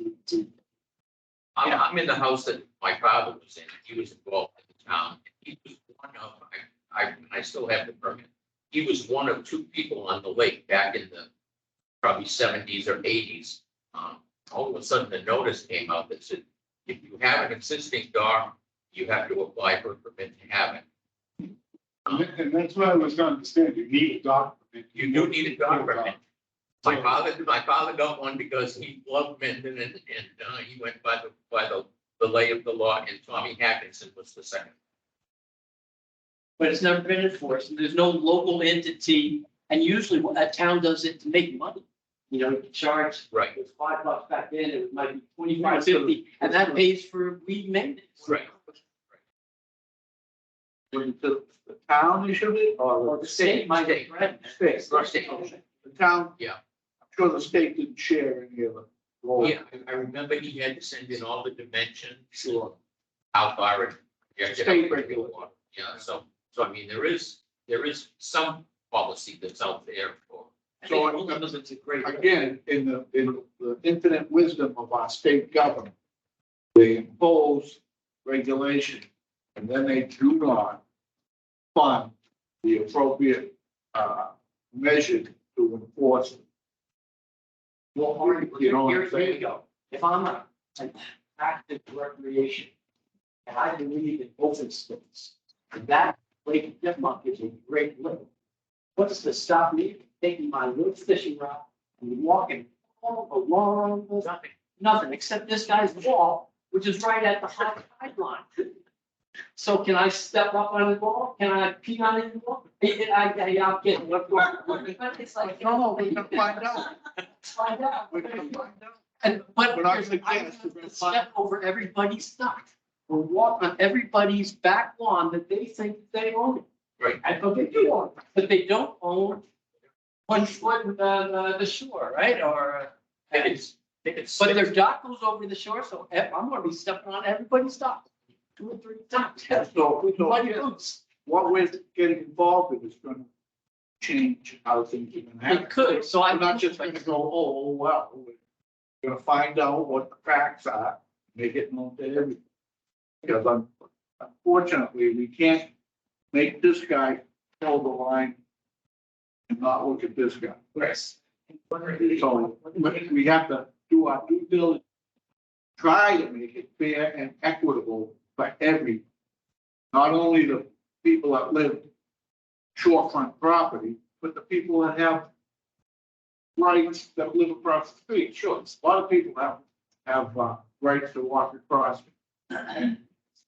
So, but it's been a long time coming. Right.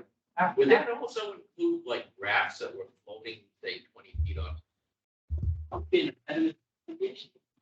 Allowable beach because. Well, like you say in navigation, I mean, navigation lane. People know where the rocks are. There's some channels. So like I said, we're gonna, this is it, that's gonna end. Exciting job. One of the reasons. Right. This is research. We're gonna tear this apart, look at it. Yeah. Try to understand it. The lake is getting to be a place where everybody wants to be, so, Correct. so making it fair to everybody is more and more important. Right. Making it better understood there. And I'm not going to tell you my next grade, but checklist of allowable. Local. We work with the selecting of fines. And of course, say, if you do something wrong, we're going to get written as a town regulation passed by the selecting. I'm worried, that people get slapped with the fine if you do something wrong. Right. But I think that's part of the issue that brings us here, you know, we want quality for everybody on the lake. Fair and equitable. Fair We and have to right, say what's allowable so that people know ahead of time. right. What's allowed, again, what's allowable by law, not something 5 people sitting here saying we're gonna allow this. What's allowable by law? Formulate the rules. To the The law. nice part about the fines is penalizing those who say, oh, that, forgiveness, this village. The conversation I had with Greg remember, these claims that no one told them to be excluded. That's why I'm saying here. So again, When your landscaper should have known. Landscaper should have known. Paying that. again, we're going back to the small town. You know, it's too bad, and ignorance is no excuse, so. But because we're a small town, we try to be friendly, and courteous, fair and equitable to anybody. We let a lot of things. So unfortunately, today's day and age, those days have become like the dinosaurs. We all know what happened to the dinosaurs. They're gone. The lawyers. But it's too bad, but the way of the world. You can't drive down the street and look at somebody without somebody being offended. So let's find out what the law is. Law. Way to keep everybody. That's what it should. Exactly.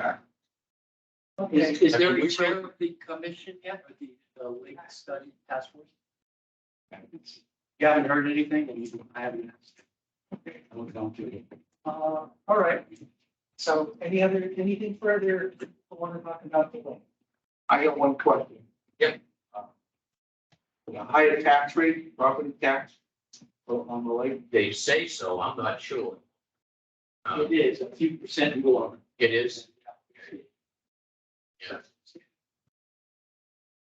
I think maybe a few of And it's private, the private road going And that is, we finally had it, we had to barrage the highway department this past week. We had potholes that was like this deep. We all know it's a private road, but I guess from what I understand, there still has to be some level of maintenance so that the emergency vehicles can get.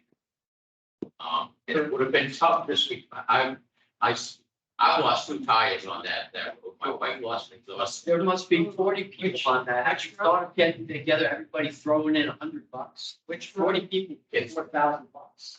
You could fill a lot of potholes. That's how they paved it back in 2005. Everybody kicked in $7,000. And it paved. So Kinsley Lane is not accepted by the town. No, there's another street too. Is there a Hill Street? I think that's on the back. Hill Street? Oh, wait, there it's Hill Street. Think of the other side of Lake Denmark. Going up there, it's that little cul-de-sac. Yes. Keep on the other side of Route 16. There you go. There's a few, because they all have frontage. Well, some people have. Yeah, I don't know where they park the car. Hill Street is not developed yet, and it's a week on the road. It's not a road event. Okay. Thank you for coming. Thank you. I'll tell you the one thing before I leave. I just found out, I thought this was pretty interesting at the lake. Everybody talks about the wall. Everybody thinks that was a field at one time. It wasn't. It's always been a pond. It really isn't well, I shouldn't say it is a pond. It was a guy who lived on the island and he wanted to be able to walk to the shore. So he started taking rocks, putting them in the lake so he could walk over like from out by like where our is. And so that's how those rocks all got there. But the deeper the water got, it just gave up. But it is pretty shallow, you know, and So you're saying this thing right here up north? This area? You're saying now the fountain's the island. yeah, Oh, down right there. You can almost see the rocks that brighter color right Go there. to the area. Right. Yeah. So, yeah, but the next thing that's gonna happen, I mean, and I know you have no control of this, but some of the boats and some of the jet skis in there, they just fly, and some of them, they have no idea where, I got a note today from somebody on the Lake Association saying, we need to mark, we already have the buoys, mark the rocks. She was flying, he's flying over some of these rocks on this pile of water. But anyone can fly. They fly. But the town problem. yeah, Yeah.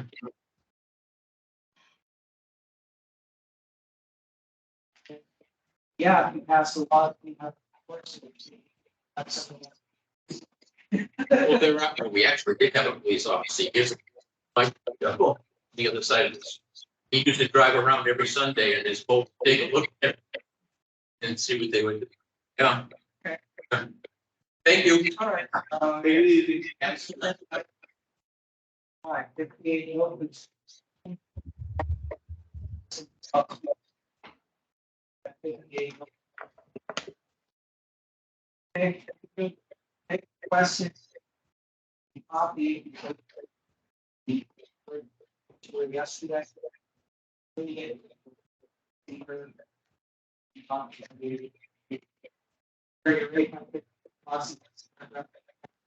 We'll just have. Here's my question. I'm here today. This is my third meeting. Yeah. The recognition. How long do I have? to Hired. Well, if they only got, The other seats. And it's been on file. And And it, they requested now. Yes. That was. Let's see. shouldn't stop. Finish? Yeah. So you're looking for, that shouldn't stop us from issuing a certificate of compliance. well, they can always appeal. Well, that's what it's all about. Let's see them. Sorry. It's not that easy. Well, lots of confusing himself. So I'll hold the three of you who want to do the order of conditions and close it out tonight. Or wait until future meeting. So It's kind of late, I'm looking to go home. Okay. Yeah. Next, put it on the agenda. yes. I have no problem doing it. I'm just thinking strategic. They're going to be angry. So just by waiting another 2 weeks. Yeah, no, but they won't be angry. They're in action for sure. So we'll be discussing the matter of meeting. Yeah, that's the meeting. Open space. So, Mr. Chairman, just so, for the next meeting, can we have, can you make some copies of the photo? Yes. Got it. I'll send it, I'll resend it. Send it out Yes. electronically. I have copies here. Just mail. I will mail. I'll send out a release from where online. City. Once I get a copy of it, I'll take it. I'll walk up the board and see. Make sure you come up with the homeowner to get permission. All right, agenda item 8, space for. Whether support the committee is funded. OS parking and take any action required. So, Vote that. the open space recreation plan was written by Ann Mazar and interested parties. It's a nice long The document. open space committee, but who wrote the letter of support? Well, that's, And drafted it. that's the second. I'm just saying, here's the report, So, and in the folder is the letter of support. What I did is I, Send me that report. yeah, well, Electronically, so I can read it. yeah, I can send it to you. It's in the SharePoint folder. I'll see. See, I don't know how to do that. Go into it and send it to me and attach. Please. and from here, it's good, short and sweet, Not the letter, I want to read the open space plan. yeah. Okay. That's a bigger document. But it's just been amended. I don't think much has been amended from the last time. 3 years. Right, it's supposed to be read at the town meeting, but they always blow over it. They are, go read it, which is.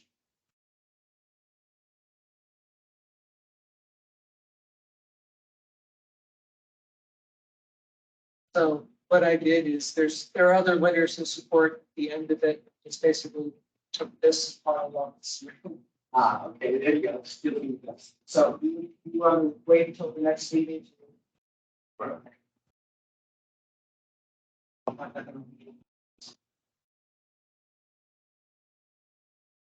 We had it 2 hours before the meeting. Yeah, so, this-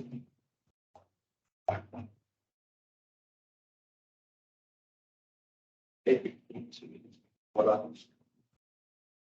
Well, we have Concom vacancy and candidates sitting there patient. Hi, everyone. Good evening. Not quite. I have one other thing to do. Oh, sorry. Go for it. Passing update. We are listed in the, state sent out a notification in the Charles River watershed basin saying that they're updating the, stuff that people use for flood insurance. And this may require us to update a bylaw relating to it. It's the same. I'll see about following up with other town agencies to make sure this is followed. Don't we have a bylaw? Ready? No, we don't have a bylaw committee. We had to be asked them last year. We didn't come up with the bylaw. And we didn't. I don't know about the specifics on this, but what I would say that Charles River amended is only a slip, It's a little tiny. like on one foot. I think But the implications are big because there's different stormwater treatment required, i.e. phosphorus control for anything on the east side of 140. You know, and we've taken all sorts of development that we're not really. We're also on the Black River watersheds. Well, all the rest of the blacks, the 140 is the boundary between the watershed. It's only there in the south. So there's not too many problems. That we have. But Okay, that is, they did a theory retreat. They did ignore problem. Items since the last meeting. We had a anonymous question about a parking lot on Lovell Street across from the Vanderbilt the winery. We went. So what the winery is these two parcels here, the lot, this parcel here, which does not have houses on it, and we go parking lot. It's overflow on our parking lot. Someone complained saying, hey, you know, it's a wetlands area. I went out and visited at the AC. We bought the permission to go on the sidewalk. And the parking lot only goes to here. From my freehand, here is the stream, here's the 200-foot buffer, here's the wetlands, here's the 100-foot buffer. So if he's only doing work down here, he's well outside of the buffers.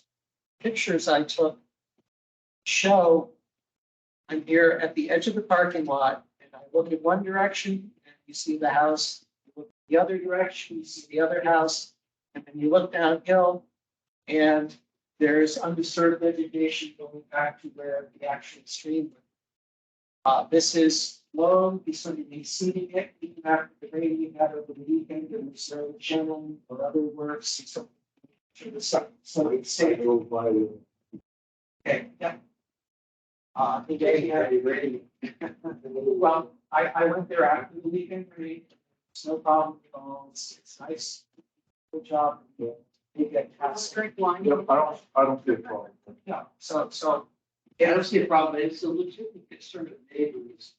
For it's a commercial use, but it's an agricultural use. and I that's guess we not. can do that anywhere. Yeah, well, it's not us, but. That is. It's only word because of CPA. You know, it's the farm, I don't know. The CEA. Well, planning. Well, Hey, whatever. did you plan on, or you talk, plan on baking? I believe it's going to be, it's packed, it's not. and put grass on it, mow it, so it's more or less like a field.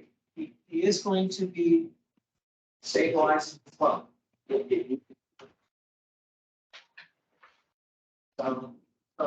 So basically, if I get contacted via email and phone call and say the same thing.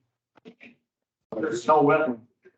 No, well, this is my claim. That, it appears to be way outside any particular area. Based on the topographic. It does start, strip of wood. There is a, stormwater permit in by EPA, right? That's not us. Okay. The other thing that happened today is, Board of Selectmen notice with Karen, she also is concerned. I said to her, say, hey, we have, I remember she listened. And now, we're finally ready to have our interview. Good So- evening. Good evening, everyone. Can you hear me, first of all? Yes. Okay, that's good. Do you guys want to know a little bit about me before you ask me questions? Please. So, my name is Leah Bada Whiting. I live at 29 Asylum Street, and I've lived in Mendon. Can you guys hear me? Yes. Okay, thank you. I've lived in Mendon since 2015 on an old farm property from the 1700s. It was the asylum on Asylum Street. It's not haunted. It's actually a very peaceful place to live, and I'm very lucky to live here. My degree is actually in flute performance. I toot the flute, and I work as a music teacher and a freelance musician. However, my property is a small farm where I grow organic produce with ecological sustainability in mind. I sell my crops at local farmers markets and restaurants. My interests in conservation run deep and always have. Do have extensive knowledge in native plants, trees. I'm a bird nerd, wildlife, pollinators, and I was happy when Ann Mazar asked me for some input and some recommendations into the plantings that are going to be installed at the town hall and the police station. I've immersed myself in learning as much as I can about conservation, and I do use that info to help grow healthy and sustainable food, as well help to educate people. I am one of the administrators on the Mendon Green Alliance Facebook page, which is a great forum to help educate people on conservation. And I do plan to go to as many workshops as I can to continue my conservation education. One of my specific interests has to do with water quality, the water table, wetlands, conservation. Water is the lifeblood of any community. And here we all have wells. And so we should be especially concerned with the water quality and water conservation. I actually have built my own water conservation system on my property. It holds about 1,300 gallons, and I know I can use that to water my crops in times of drought. We haven't had too much of a drought this year, so it's been nice. I have also volunteered with the Solarize Mass program, the Land Committee. I'm very familiar with the Biomap and the National Heritage Trust, who I've had the pleasure of getting to know a few of the members of the National Trust Heritage. And that's kind of myself and my conservation views in a nutshell. And you're available Thursday evenings? Yep. Hey, you said you know a lot about, are you able to like, and maybe have a better than not, I don't know, there would be spring and not? You know what? I heard one of every 3 words you said, if you wouldn't mind just repeating that. The person that's sitting next to you, I can hear a lot better. Oh, thank you. what I'm looking to understand is that you know a lot about growing and but you be able to identify plants and what Absolutely. and would you be available to sidewalks? Absolutely. I'd be happy to help on site walks identify things.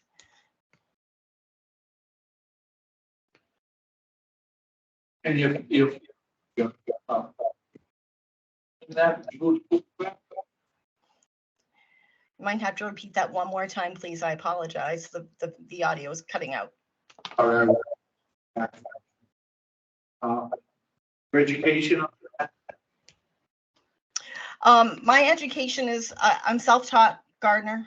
I've been doing it for about 15 or 16 years now. And just, I've learned a lot on my own, but also, you know, various webinars, just kind of immersing myself and learning about the ecology, how to make it better, how to be sustainable. And with that, it's not just about growing crops here on this property. Everything I've planted has been planted for the ecology here to bring everything back to where it should be. Invasive removal, making sure that things that are planted are native so that the birds and the wildlife have food all year. I'm also a bird nerd. The Audubon comes to my house to do bird counts because we're just lucky to have such a special place for wildlife. And if you build it, guess what? They come. Okay, yeah. We're part of the Massachusetts Association of Conservation Commissions. One of the things they offer seminars and training classes on how to be a Massachusetts Conservation Commission. In addition, there is specific training on what's called wetlands flagging, where you would go and get a certification saying, yes, you are authorized to go out, put the little colored ribbons up like the wetlands. As you saw from the engineering presentation from Oxbridge, that is the start of our discussions. Okay. Once we get flagged, are you within 100 feet? Then you have to talk to us. If you're within 25 feet, don't expect us to approve doing any work in there. If you're between 25 and 50, we're going to have a serious talk. Now, usually in Mendon, if someone is needing to do work between 50 and 100, we'll have a conversation about it and make sure that it minimize the impact. But because of the way that we have a whole lot of ledge in town and other rock, people have to try and cram in a septic system, a well, driveway, and house. We're okay with people usually having to fit something into that 50-foot to 100-foot buffer. So when you were listening to all of the conversations in the past 2 hours, which ones did you find the most interesting? Oh, the Biomat people are my peeps. So I was hanging on every word, looking at all the updates that they've done to the biomap. The first woman, I could, to be honest with you, I really could only hear a few words of each of those people. The first woman, she did not have her ducks in a row yet, and you guys were helpful enough to let her know what she needed to do and then come back. The guy that came with the issue with the wall on the lake, that's going to be a tough one because there are a couple of issues at play there. There's one, the surveyors, they each have their own surveyor and both say different things, which is not a Concom thing. But the thing that is the Concom thing is the wall and making sure that it's built right and that there aren't any problems with erosion and the sand going into the lake, which I don't have to talk to you guys about why that's bad. You probably already know. So. You have any questions? Yeah, have you taken it? You don't hear any- I always do that.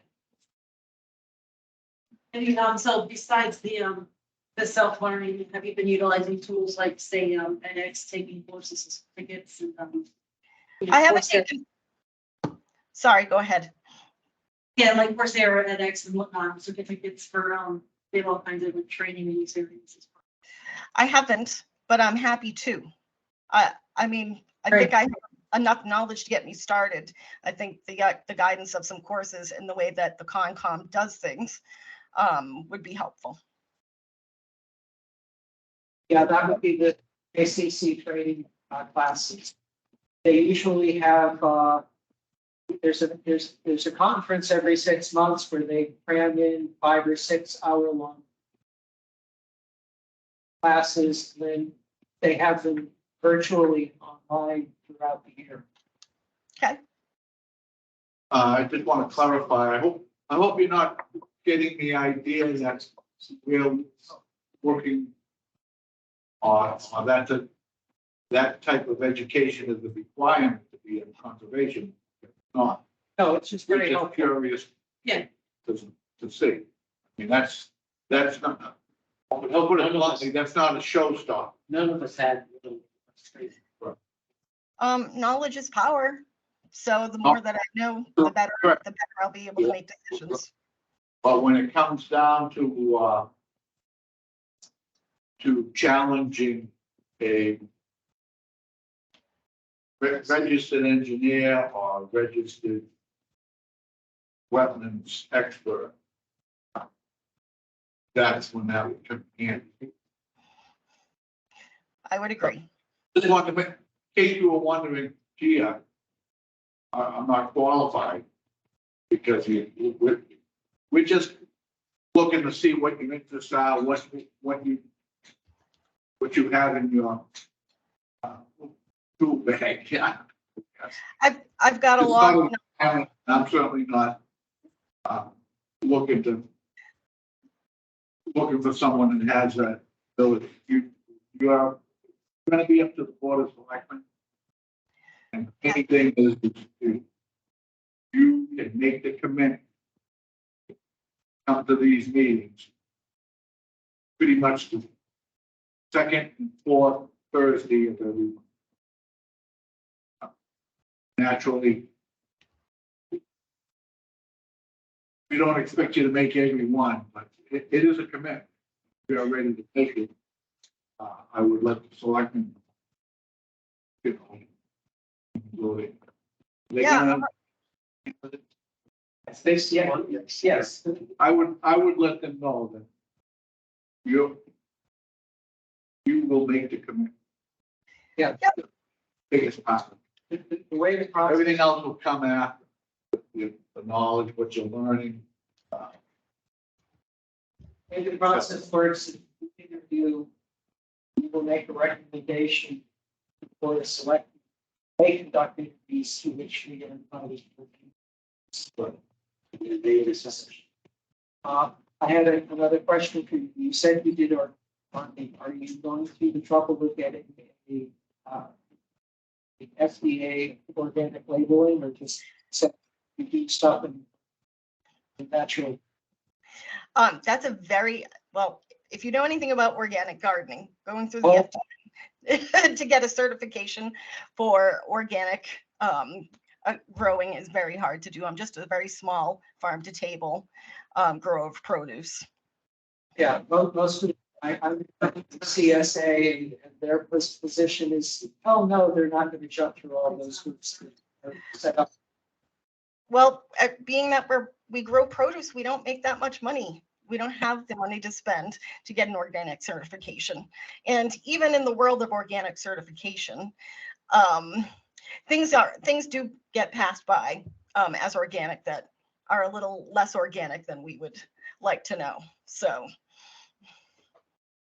How much experience have you with regulations, paperwork, and interpreting guidelines? Say that one more time. I'm sorry, it was just a little cut off. How much experience do you have reading regulations, laws, and statutes? Only when I've needed to, as it would pertain to something that I was interested in or something that was happening, that I needed to look that up. Yeah, what we do is guided by whatever the federal EPA comes up with. Massachusetts Wetlands Protection Act and has a specific wetlands bylaw that enhances southern tier. So as part of you are getting familiar with how things work in, you need to understand the relationship between all of those parts. I have read some of the bylaw when it regards to wetlands. Yep. Mhm. Okay, since I have been notified that we are going, that there is a third candidate that we should be looking at. We have a discussion on what approves the nations we can select. Who that person. Thank you for applying, Lynn. You're ready for. You're welcome, Peter. Glad you were finally able to have your Thursday schedule fit in with your other family obligations. COVID pivot. I work from home now. It's made things so much easier. So I'm happy. If you guys want me on the board, I'm happy to come in on Thursdays, every other Thursday, and put our heads together as a team, you know? Not quite every Thursdays, 2 or 3 times a year we skip and it's everything. There's a 3-week gap instead of 2. Second and fourth Thursdays. Okay. Thank you. All right. You're welcome, guys. Have a good night, okay? We'll talk later. Thank you. The last item is review on finances. We got another bill from the newspaper publisher. I called them up. Oh yeah, I got paid. So seem to be in good shape now. I just discovered a check here, so I check stuff. Or an applicant for an election. Yeah, this was for one Oxbridge. So I will. Oh, okay. I'll bring it down to the treasurer that happened. Put it in our weapons act. So, any other actions that people want to discuss? I just have a question. So our government active is up to date. As far as I know, if they're not, then I'll go to the treasurer and see about it. Okay. My sense is they shouldn't fix so unless somebody else interferes. It took us for a minute, right? I don't think it's. But I don't know. When I deposit the check, I'll say, here's a bill from back. How do we see if I paid it? Well, that's the. Okay, entertain a motion to, Also move to adjourn. Make a motion to adjourn. yeah, second. Second. I second I Peter's keep messing motion. up. All in favor? I Okay, great. How you We're all done.